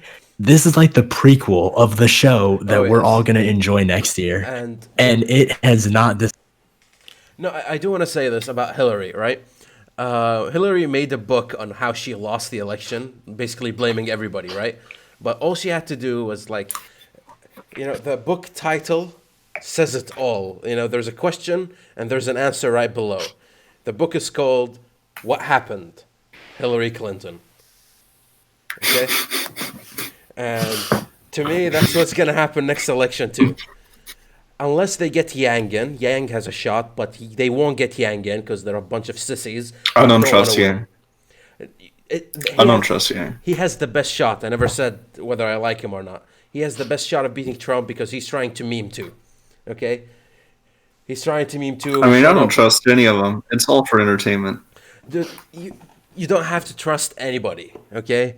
It's all about, I want a good competition, okay?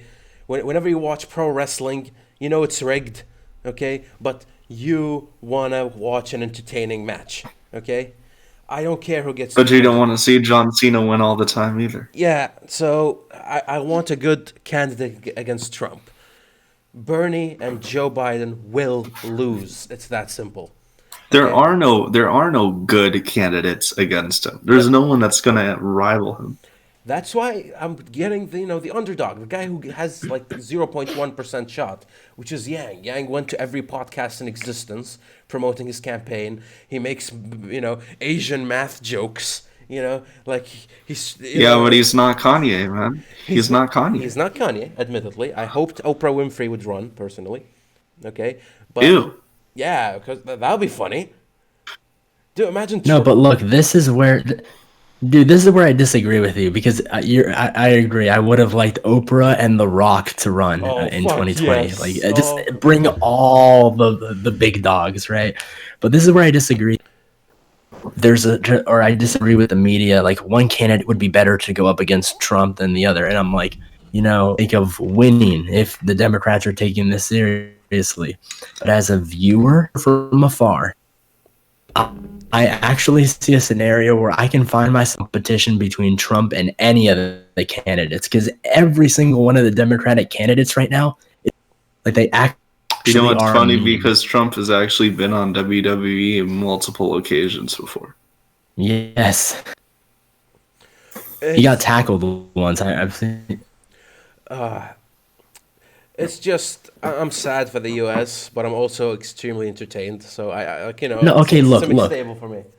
You can't. A part of me wants to see Joe Biden get the nom just so we can see two old guys yelling at each other.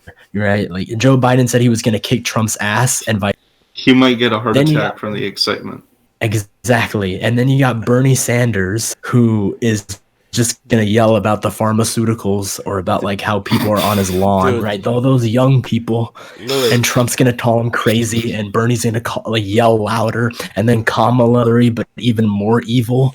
She's Dude. gonna have that evil laugh moment that Trump's gonna make, and then you can picture. I can personally picture Dude. every single debate against any single one of the candidates being entertaining. Dude, Louis. Joe Biden would be Jeb Bushed by Trump, okay? That's not fun. Okay? The laugh Oh, like Jeb. once. That's actually pretty funny. Please clap now. Please laugh. Please. Dude, I loved that debate where basically he got basically bullied into shutting up by Trump. It was fucking beautiful. It was a Dude, I'm so playground. glad. I was so glad. He don't- looks like a dork. I don't think there will ever be a greater admission of defeat in the history of humanity than please clap now.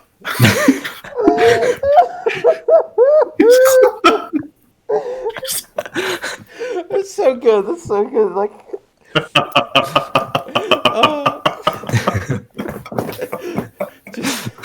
Dude, the way Trump symbolically puts his hand on Jeb Bush's head and just like, go sit in the corner, son. Right? Like, remember when Jeb tries to interrupt Trump, and Trump's like, Trump just keeps talking normally, and then he just looks over and he's like, all right, more energy. I like it. Yep. And he At gives him a least thumbs George up, was and then just entertaining. keeps talking. At least George was funny.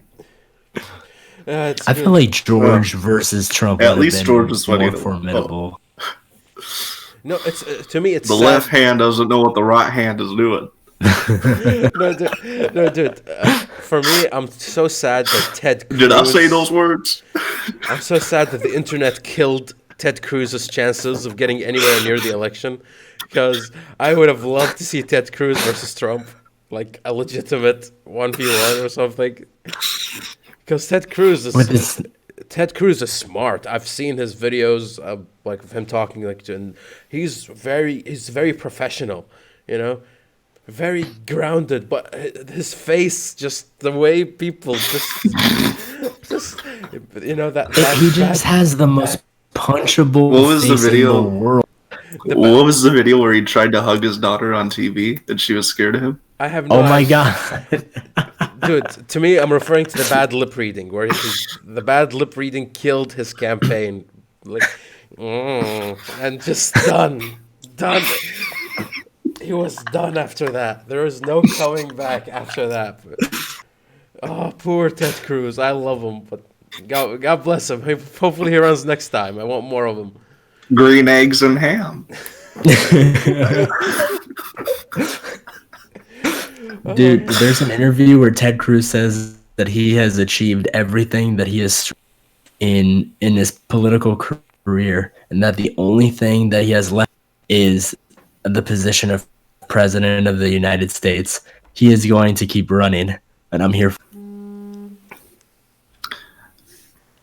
Now, Actually, I think this would be obviously we probably know what the answer is, but like in terms of entertainment value, like how would you guys compare George W. Bush and Donald Trump in terms of entertainment value? Just seeing them on screen Trump. during their presidency. Trump. I mean, yeah, Trump. But I think before Trump, before Trump was a thing, if I was ever looking up funny presidents on YouTube, it was always It would Bush. be George. Yeah, it would be George. George freed us. God bless him. Right? But what? It'd be George, and then Reagan was pretty entertaining just because he knew how to crack a lot of jokes. He seems like the guy you could have a beer with. I liked Bill. He was fucking. There's been a few. Like Bill Clinton was just a disaster talking. I love that. I just loved it. I did not have sexual relations with that woman. He's trying so hard to concentrate to make sure he gets every word on cue. Oh, I love Bill. I love Bill Clinton. It's dude. No matter what you guys do in the U.S., okay, no matter what, no matter how horrible your Democratic debates and your elections get, at least you guys don't have Justin Trudeau, okay, and that's a win, okay. That's definitely a win. Like, you can hold your head high. Dude, how I wish Justin Trudeau was an American candidate for president. Oh my God, I'd pay to watch that. I'd pay to watch Trudeau debate Trump. Not even on I would just pay. It wouldn't be that entertaining, though. It wouldn't be that entertaining. Oh, he would get shat on. He would get slaughtered over here. Oh yes, he would get exactly, and that's the thing. If you thought Jeb Bush was like Jeb Bush looks like the weird kid like in high school, right? yeah, he's that guy who got A's but nobody liked him. You guys, wait. So you guys think Justin Trudeau would get even more destroyed than Please Clap Now? Yes. You think it'd be even worse than that? Yes. Really? I can't imagine anything. I can't imagine anything worse than that at this point in time. I will admit, Jeb Bush did set the bar pretty high or low, actually, depending on your interpretation. But no, there's something about Trudeau. People kind. Come on, people kind. It's definitely in the ballpark. When he said people kind, unironically, to a crowd that didn't know whether or not to clap. Dude, I don't think it's fair. We don't say mankind. I don't think it's fair to compare Jeb Bush and Justin Trudeau in the same tree of cringe, okay? They're different flavors, Jeb Bush is like the steak of cringe, Justin Trudeau is more like, Hawaiian pizza of cringe. Medium rare, garlic butter, a little bit of salt. No, just Jeb right. Bush is well done. Pan fried. Jeb Bush is well done, clear. Well done, a brick for a meat, That's not even edible, man. Exactly. You gotta toss that out. Exactly, and another topic, what do you guys think about people who only eat well done steak? My dad eats well done steak. I'm sorry for your dad. Ouch. And I don't like him. Here's the thing, and it was a joke, and I know where I heard it, but I keep repeating it in every steak place we have here, because whenever I order medium, the waiter looks impressed, and I'm like, he's like, everybody orders well done over here, and I'm like, yeah, they like chicken. No, look, my dad eats, he can eat meat anyway, it's prepared, but he prefers well done. Emily likes medium. And No, I don't know. Like me- that's why the Jeb Bush joke is so funny to me, because they're like, he's the well done steak. I'm like, oh, that really hurts. Yeah, dude. Because now I have to say that's. No, here's the thing. If you like, I've tasted every degree of steak, right? And it really depends on preference, as people say, but there's a different way to enjoy each one. If you eat rare, you like to chew a lot. It's that simple. If you like chewing, you get rare, right? If you, Honestly, it has to be medium for me. Not even medium rare. Medium well is a bit too well done. Medium rare is a bit. It tastes like gamey. yeah, I'll I get don't to know it. if that's the right way to describe it. I'll work my way up, okay? Medium rare melts in your mouth, okay? If you like eating meat that melts in your mouth, you get medium rare. Medium if you want like the ideal experience of every layer of meat. You have the crisp, you have the cooked, you have the non-cooked in the middle, and they all blend in. So like if you want to enjoy your meat to the maximum, raw, no additions, you get medium, right? Um, if you move up to medium well is made for me, designed to be eaten with sauces.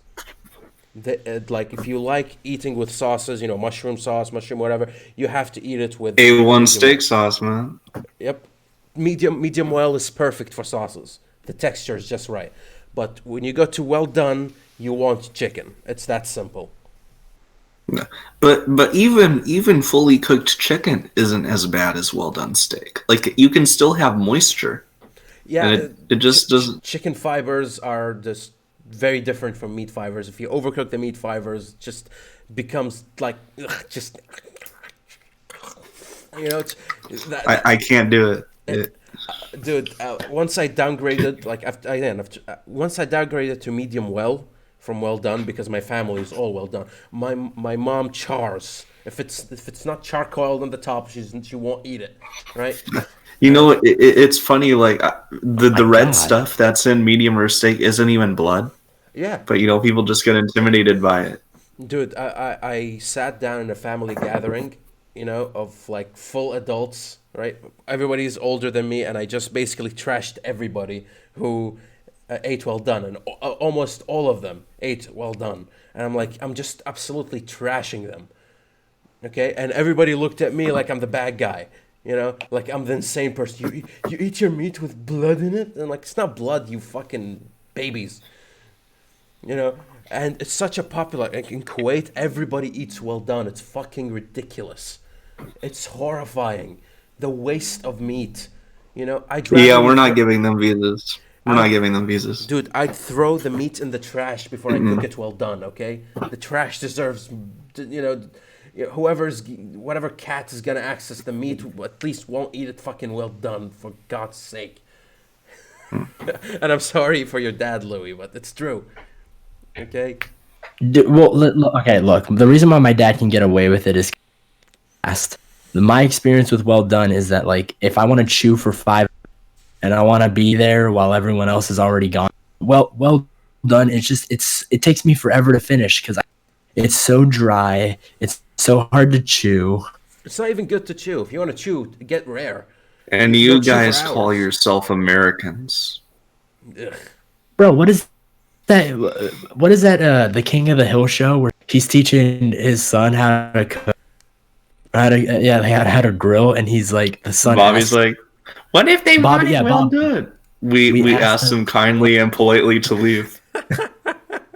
politely yet firmly to like that show embodies the American. It's it's sad, okay? It's sad that well done steak is on the menus. I'll just say that. I'd say it like that. But going back to my analogy with Justin Trudeau and Jeb, okay? Going back to that,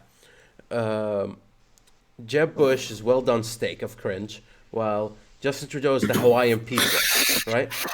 And for me, nothing would be a greater election than a Justin Trudeau on the Democrat side versus Jeb Bush on the Republican side, because at that point, if the world deteriorates where these are the two candidates, I cannot imagine the entertainment value, the historians will have in like 50 years, as they're breaking it down. It's But dude, we don't deserve that. Let's be honest. The world does not deserve that level of entertainment. We're not ready for it. We're not.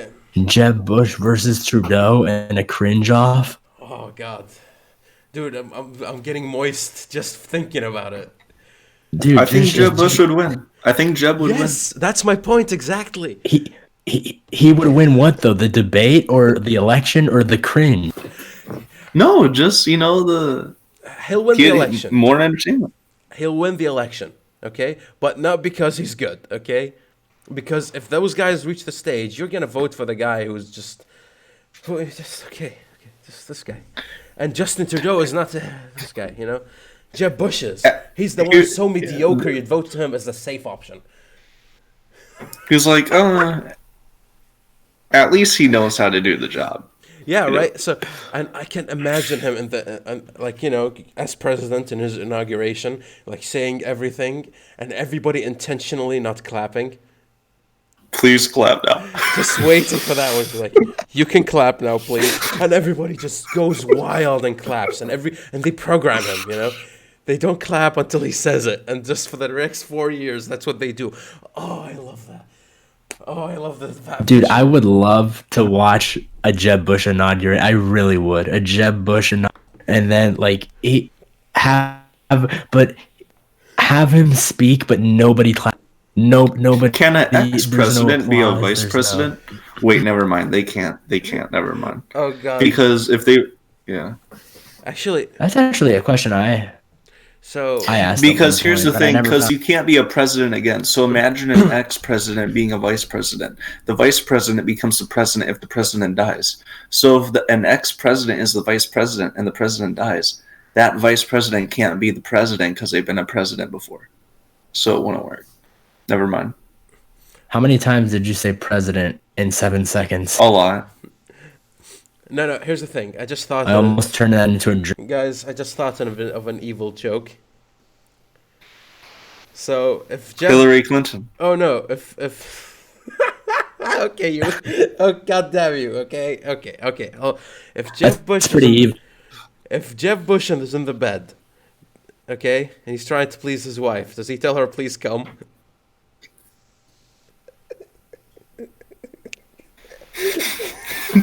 Do you want me to clap? Should I? The only problem is she can't do anything about that. At least if he asks people to clap, they can clap.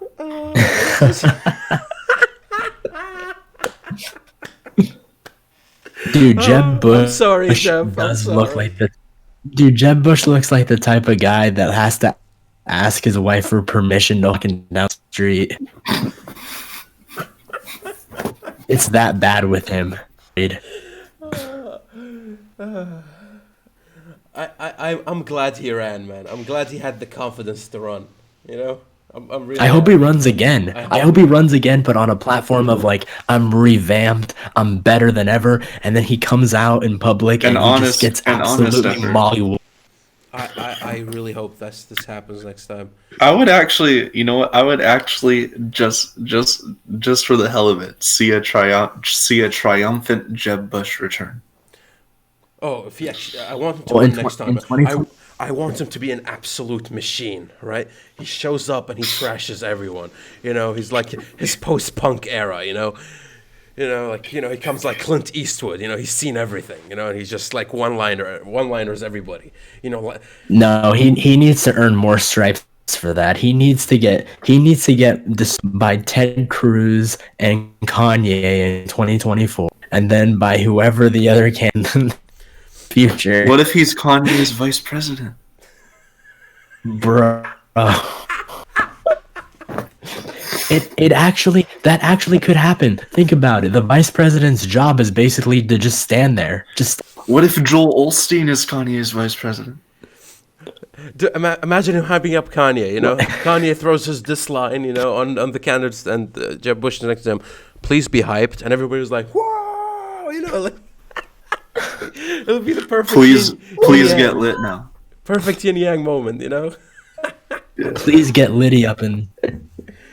Now, let's move on from this. I do want to mention something, which is something you showed me, Lewi, and you can show us the picture. You sent it to me right before the stream. Can you show us the picture, because it's absolutely horrendous and needs to be covered?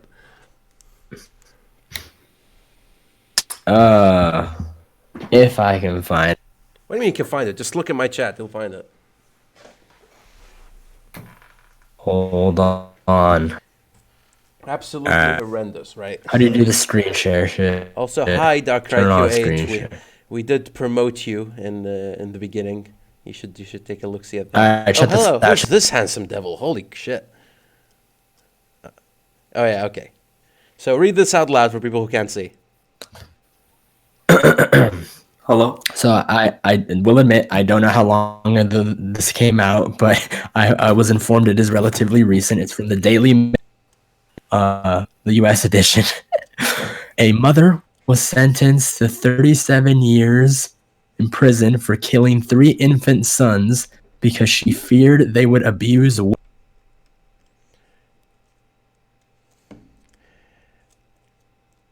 Yeah. Yep. It's happening, folks.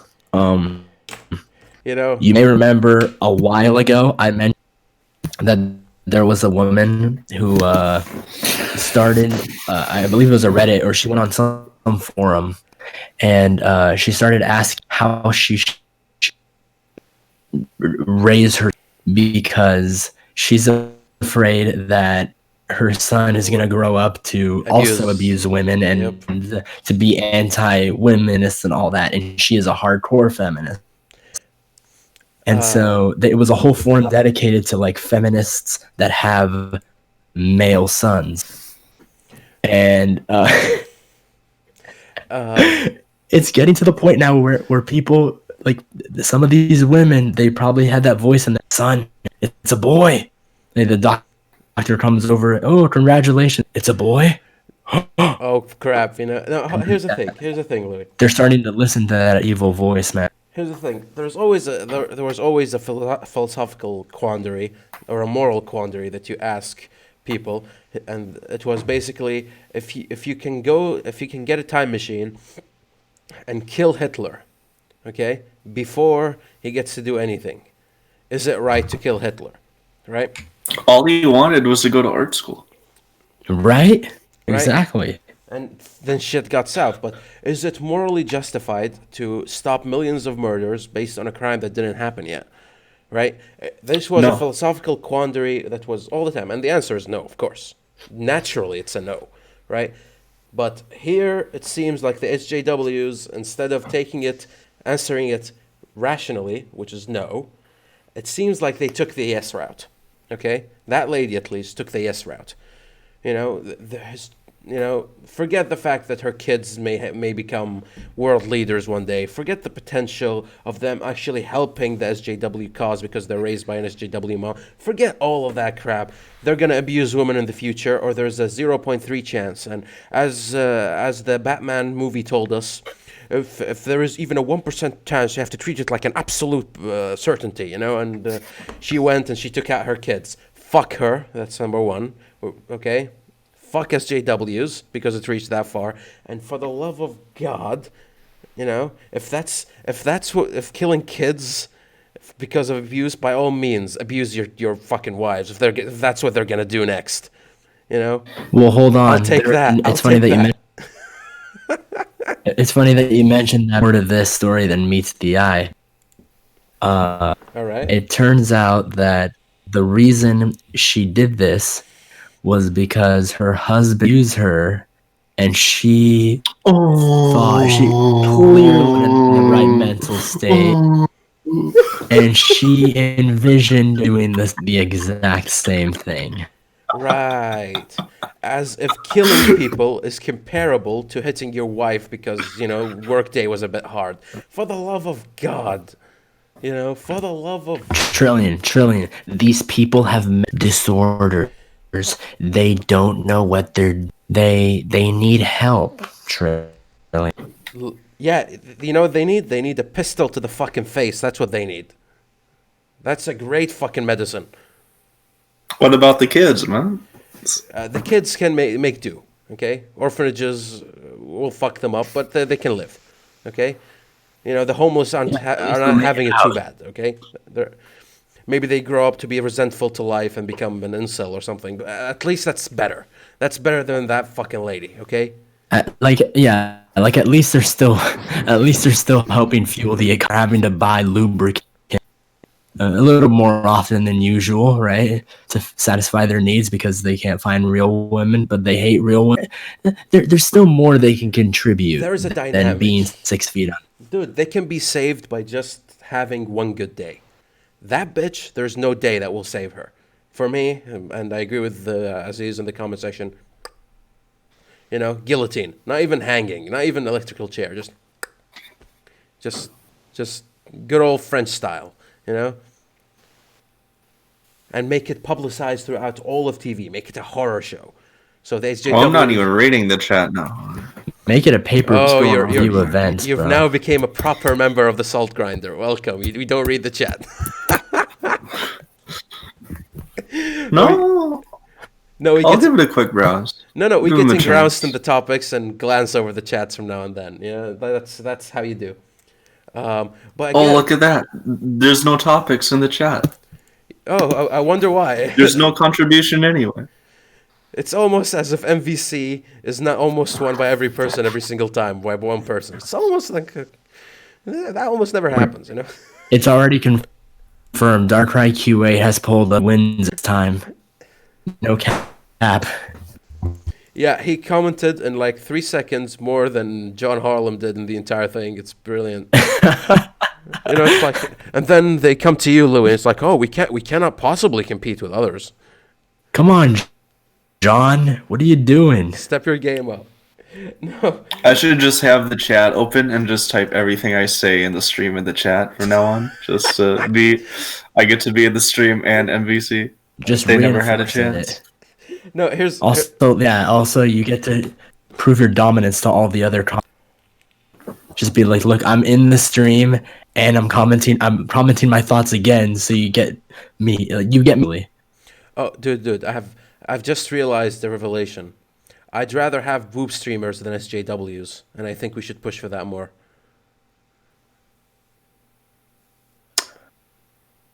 Well, yeah. Well, yeah, yeah. No, think about You it. think about it.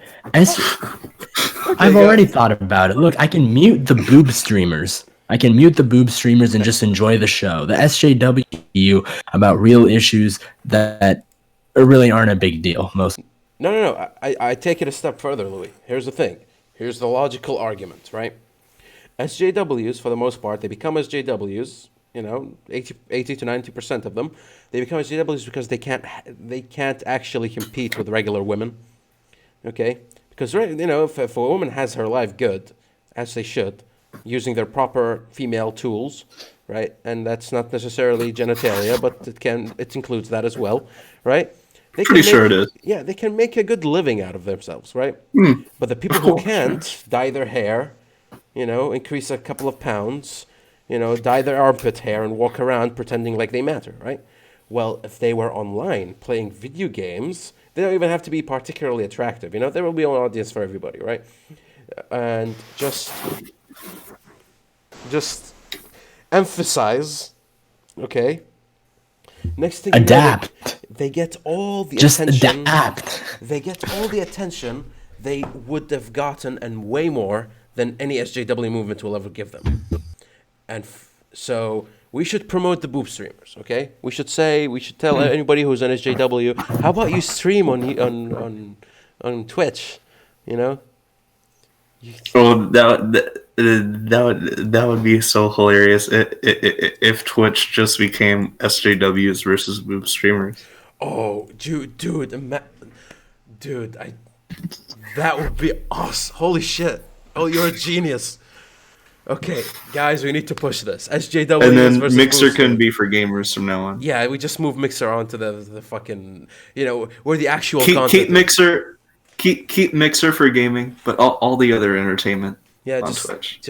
Until Mixer inevitably gets ruined by the gamer girl want to actually play games on Mixer. And then they eventually take over that and do a new one because that basically becomes the new Twitch. I'm not cute, okay? Yeah, I'm so angry at everybody just watching because I'm cute. I'm topping my ladders, okay? Clink. Oh no, I died.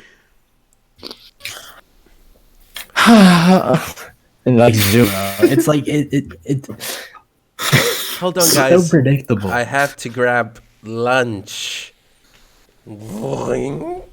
Dude, Alinity, I don't even. has massive. I don't even think they care anymore. I don't even think they care anymore because a lot of them just have multiple cameras for specific angles. Of course they do. Dude, the money, man, the money.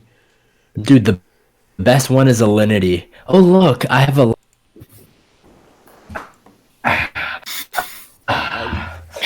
Just zooms into the. She does it once a day. You know, and you know, like the creepers are sitting to the screen, like, yes, you're pretty. Dude, there's a compilation on YouTube because I actually didn't believe a while ago when my friend had to tell me, he's like, no, you don't understand. There And are let me guess, streamers. YouTube monetizes that, right? Of all Of things. course. Oh, definitely. You already know, fam. Dude, No, like there's compilations of Wojcicki approves. oh, of course. just like Female emphasizing their. I just love on one hand, it's sad for us guys who actually watch the bloody things, you know, and moderate for like 13 hours, you know, the stream. Always show up, top donator, competing for top donator. You know, who's the biggest Jeb Bush of us, you know? Do you actually think these moderators for these streamers get paid pretty well They don't. for like really big ones? They don't. It depends. It depends on the like most mods on Twitch actually paid, but the ones that mod for very successful stream do. Yeah, because you need more of them, and you need incentive for them to keep coming back. I understand that, but for the Ninja's moderators got to be paid. They have to be. Probably like ninjas and Tfue after disrespects, people like that, you know. yeah, those guys, yeah, definitely. Deller pays his, and his are on you. It's only fair. Moderating is a thankless job, and Yeah. you know, like I wouldn't moderate for the death of me, you know. Yeah. Speaking of not necessarily video games, but that general landscape in general of streaming and Twitch, what do you guys think about Death Stranding getting nominated for 8 of the categories for the Video Game Awards? Oh shit, not that one too. Yeah. Rope game is so good. It You know, enlightens. I just find it so ironic that Kojima decides to shit on Americans who make up a majority of his fan base for not liking just one of his games. Dude, He's the butthurt little prick, bro. Americans. I'm assuming Americans make up a majority of the Metal Gear fan base. dude, you have to understand. Kojima is like bootleg gaming version of Elon Musk, okay? And Yeah. Elon Musk, the reason I compare him to Elon Musk is because Elon Musk is like, can you do this? And he's like, yeah, it's possible. And then he goes on and does it. Fails, succeeds, he does it, right? And if it fails, and if it succeeds, it succeeds. And he moves on to the next project. He doesn't give a fuck, right? Visionary to the maximum, right? Then Hideo Kojima's just like that, right? But he refuses to accept that something he made is a failure. Right? He refuses, utterly refuses. He thinks his artistic expression is above everybody, right? It's above the entire world.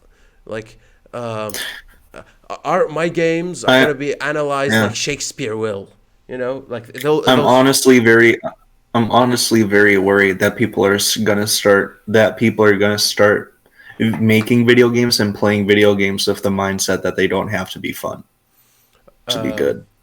Yeah, that won't happen. That won't happen. Because games, you play games to have fun. Yep. They by definition have to be fun. You cannot ignore video game design elements just because you want to make a movie, okay?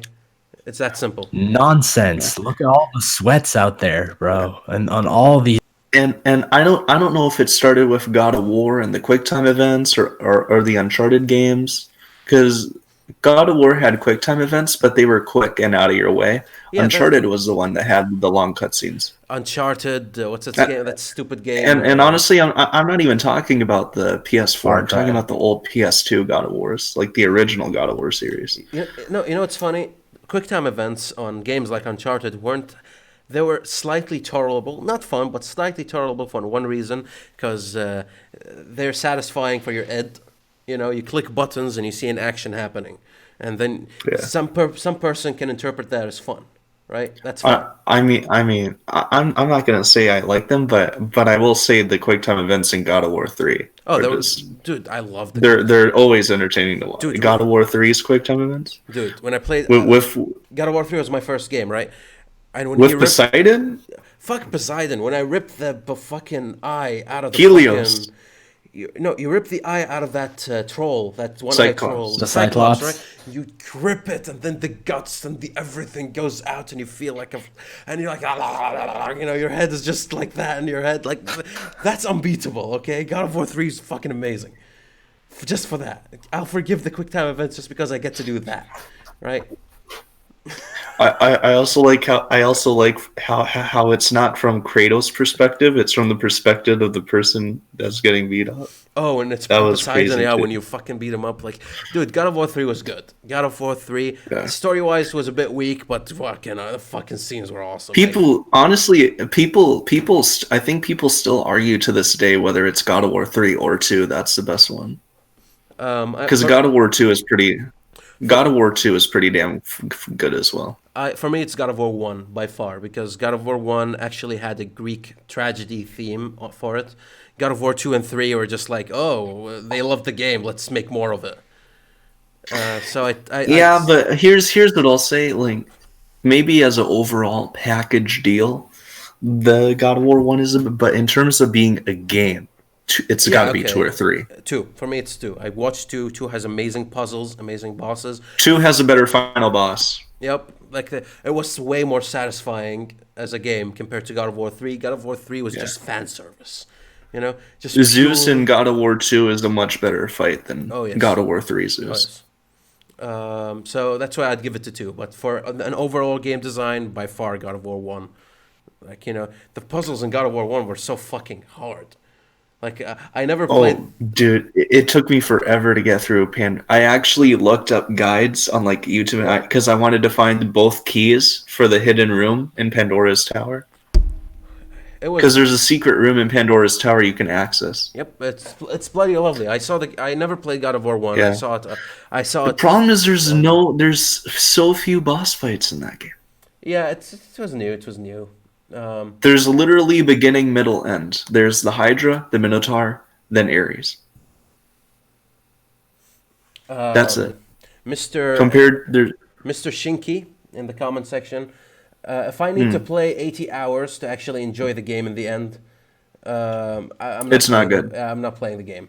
Second, I'm not gonna pay $60 to simulate a FedEx game. Okay. oh yeah. Back to Kojima too. You know, it's funny. Like people hype up the Metal Gear. People were already complaining about the series of Metal Gear Solid 4 and 5.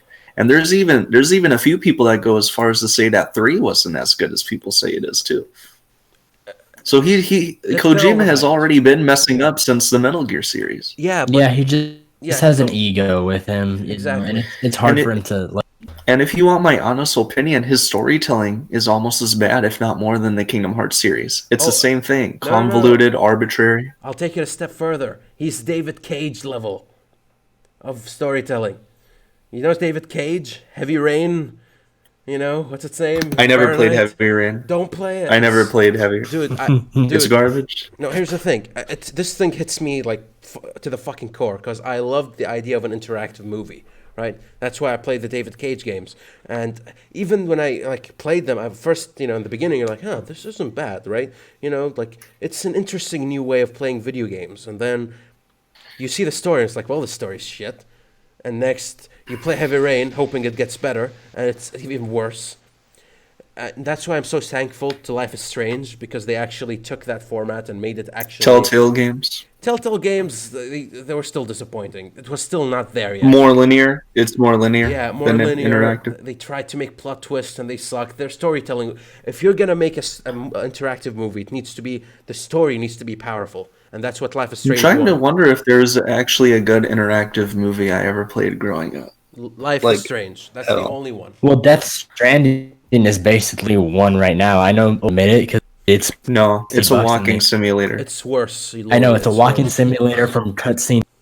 Dude, That's all Kojima's proud about is his cutscenes. He's proud of the story, which I would argue like. dude, Louis, one thing. I'm playing for the gameplay, right? I'm playing for the game, so the cutscenes are supposed to add to the game. But if I'm Did you just walking from did you hear cutscene to about how cutscene- long it takes? Did you hear about how long it takes just to do fast travel in that game? I didn't play it long enough to fucking. It takes you 15 to 20 minutes to do fast travel in that game. What is that? What? It's bad. I won't. It's just- I won't explain it.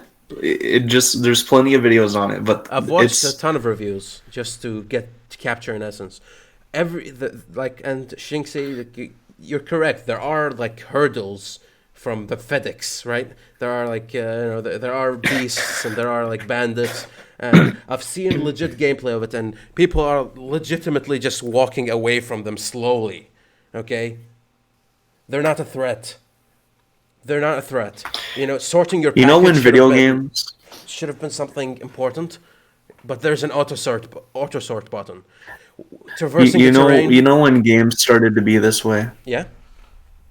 It's when patches and updates started to become standard in the PS3 360 era.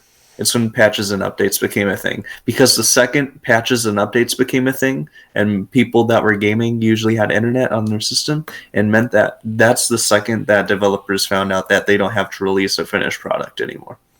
Yeah, that's sad. That's why I'm Team Steam, right? That's the only thing that Steam did so good for us, which is the refund policy. But Steam allows third-party DRM. I know. I'm not It's saying a they're start, perfect. I'm not saying they're though, perfect. I mean- But they allow you to refund games if you don't like them. If the first 3 hours you've played it and you know it's crap and the developers didn't do a good job, boom, refund. Done. That screwed over so many developers for trying to screw us over, right? That they have to actually do proper PC releases now. And if they don't, it gets refunded. It's that simple. It's that simple. I love that. And I hope it keeps coming. But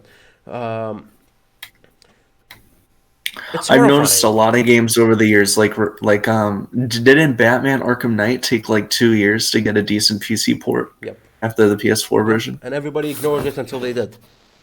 Everybody just Well, refunded. not even that. I heard people just ended up not really playing it anyway because Yep. I heard the Arkham series isn't even that good after City anyway. After Arkham, yeah. Like, it's You just more of play the it more for the lore. Honestly, Fuck you, if, Louis, and your honestly, from what I've seen from Arkham City, I still think Arkham Asylum would probably be my favorite still. The original Arkham game would probably still be my favorite at the end of the day. I haven't played Me any of too, the but Batman like, games, so I hold on, Trillion. Like that's what people play for. It's for the lore.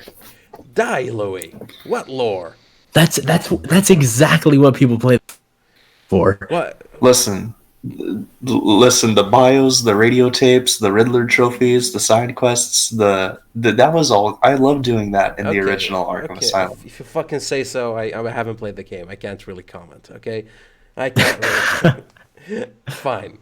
You should play It's Asylum better- and City. If It's better than like, Spider-Man if you- PS4.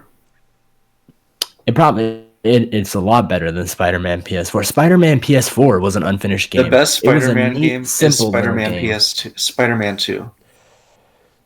I've never been into superhero Really? games. Look. I don't blame you. I don't blame I you. say the same thing to everyone who criticizes Spider-Man on PS4. It's a neat, simple little game. It knew what it was trying to be. Then they started It's releasing not a that bunch of superhero DLC. games are generally bad. It's that licensed games are generally bad. Yes. Yeah. Licensed games. It's the same thing when video games But start that's to the become thing, movies. like- It's the same thing. It's here's the thing though. There are plenty of good licensed games back in the PS2 GameCube era. Yes. There are these two games I had growing up, made by EA: Lord of the Rings: The Two Towers and Return of the King. So much fun. It's a Lord of the Rings hack and slash. Dude, the one I loved that was Lord of the Rings was the one they made on the PS2. I think it's called. I don't remember the name, but it's like turn-based RPG, but Lord of the Rings, and you're playing it from side characters that didn't exist, and you work your way up. It was fucking brilliant. You played all the three Oh, movies. characters from the books. Book characters, probably. I'm not sure, but I love that game. I think it's called the Third Age or something. Like I don't fucking remember. But Probably. I played that game for hours. It was during the time PS2 era, the best era of gaming Yeah. by far. Yeah. It's funny, like, with Lord of the Rings is an interesting thing for me because, it's I gave the books a chance, and people try to make you feel like an idiot for not reading the books and loving the books more than the movies and stuff. But if you want my honest opinion, I think the Lord of the Rings books are crap in terms of execution. Not because they don't have any merit, but because Tolkien is garbage when it comes to exposition. He handles exposition horribly. You're not wrong. I have three Lord of the Rings there. I've read them. I couldn't go through them because He is terrible when it comes to exposition. The funniest part is I don't even disagree with you. I just know that the people watching this, like, No, it's people true. suck Tolkien off. dude, it's true. Tolkien. People did worship not- him. Tolkien did The not pacing write. is horrible. Pacing is horrible. Tolkien did not I write couldn't for get people. past the first book, like the first couple of books. The He first did- time I read them, Tolkien like did not it took me a write- long power through. He The wrote for Hobbit himself. is a He wrote- great book, though. The Hobbit is great. The Hobbit is great. I haven't opened our Hobbit yet, but Tolkien did not write for an audience. He wrote for himself. It was a hobby, right? And people started worshiping him for some reason. And he's like, "Oh fuck, what the fuck? What's wrong with you people?" So The movies are better than the books. And if you want my honest opinion, the theatrical versions are better than the extended versions because the theatrical versions are better films. dude, The pacing is much better in The the original three Lord of the Rings are up there amongst the best movies, especially for me the second Oh one. my god, the Battle of Helm's Deep. Helm's Deep. I could watch. Yes. Oh, Every fucking war. march to Helm's Deep. Leave none alive. And here's the thing, when the elves came, that was an innovation from the fucking film guys when they brought the elves in. But it's good. It's It's so good. But these morons. Oh my god! It wasn't in the book. It sucks. Ugh. We have autism. Yeah, because these you guys, can't exactly because you can't innovate in a different adaptation. Yeah, Dude, people like that irritate. Lord of the Rings, fucking epic. That CGI in those movies still unbeatable. Do you know why? It's because it was still in the transitional period from practical effects to CGI. CGI isn't bad. It's that people use only CGI. CGI has to be Melded. implemented with practical effects for it to truly shine. That's why I love Mad Max Fury Road. Oh, V8. Worship the oh, V8. bro, I get wet just thinking about that. Yeah. Dude, It's it's eye candy. I feel like there's a lot of movies. There's a lot of great movies that come from books that aren't that good. But the people who like the books just, oh, you're an idiot for not liking the book. Like, I'm not gonna. Yeah, like Harry Potter. No, look, You there's know, plenty of if people that if don't read the books. movies weren't a thing, I would never give Lord of the Rings a chance. Fair, yeah. Exactly. That's The pacing Yeah. the pacing puts me to sleep. I'm not gonna sit here and be a pretentious asshole and pretend like there's some literary merit to Lord of the Rings outside of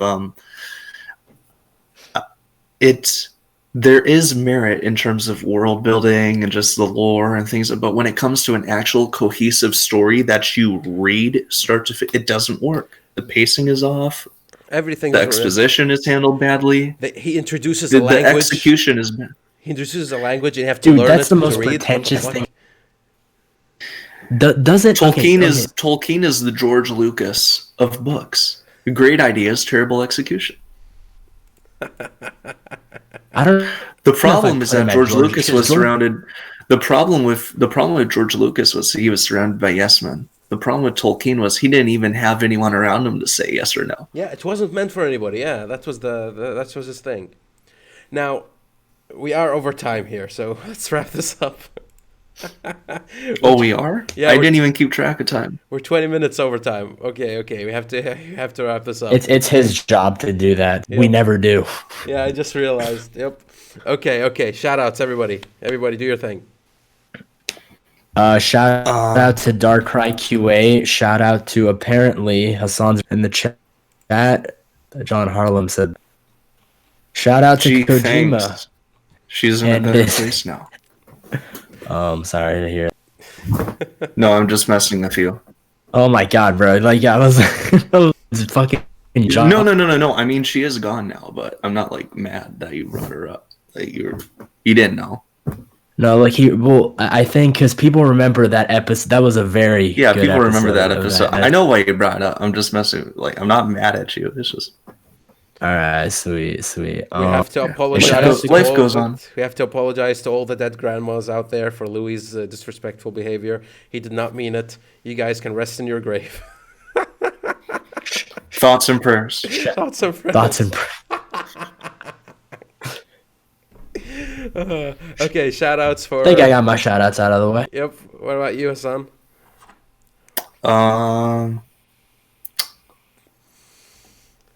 Shout out to America. I wouldn't want to be anywhere America. else. You know.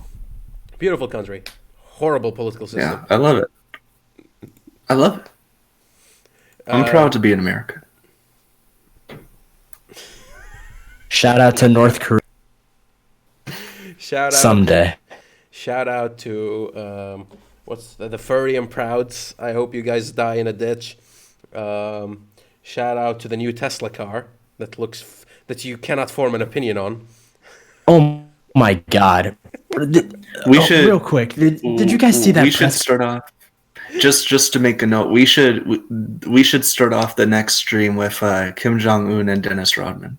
It's so fascinating to me how the relationship started and what it led to. I'm not going to say any more than that, but I know it. I I feel know like talking about Sure. Kim Jong Un and Dennis Sure. Rodman next week. I'll write it down. Kim Jong Un and black guy. Like when you go when you're thinking of two things that don't go, like just the two things that are the farthest apart from each, and you're like, I'm gonna pair. But it that's what you prevented get. nuclear war. It prevented nuclear war. I don't know about that. We'll And they cover it laughed next- at him. I don't know I about didn't that. say there wasn't a benefit to it, but I'd like if you had Of in your all heart of things, hearts, if you of all the things that could have prevented. All right, exactly, that's what I'm saying. I gotta stop myself. Yes, for This next will get carried away. for next stream. All right. Thank you guys for showing up. You know when to show up next time. Well, you've watched the Salt Grinder, and we approve this message. Sponsored by Jeb Bush. Please clap now.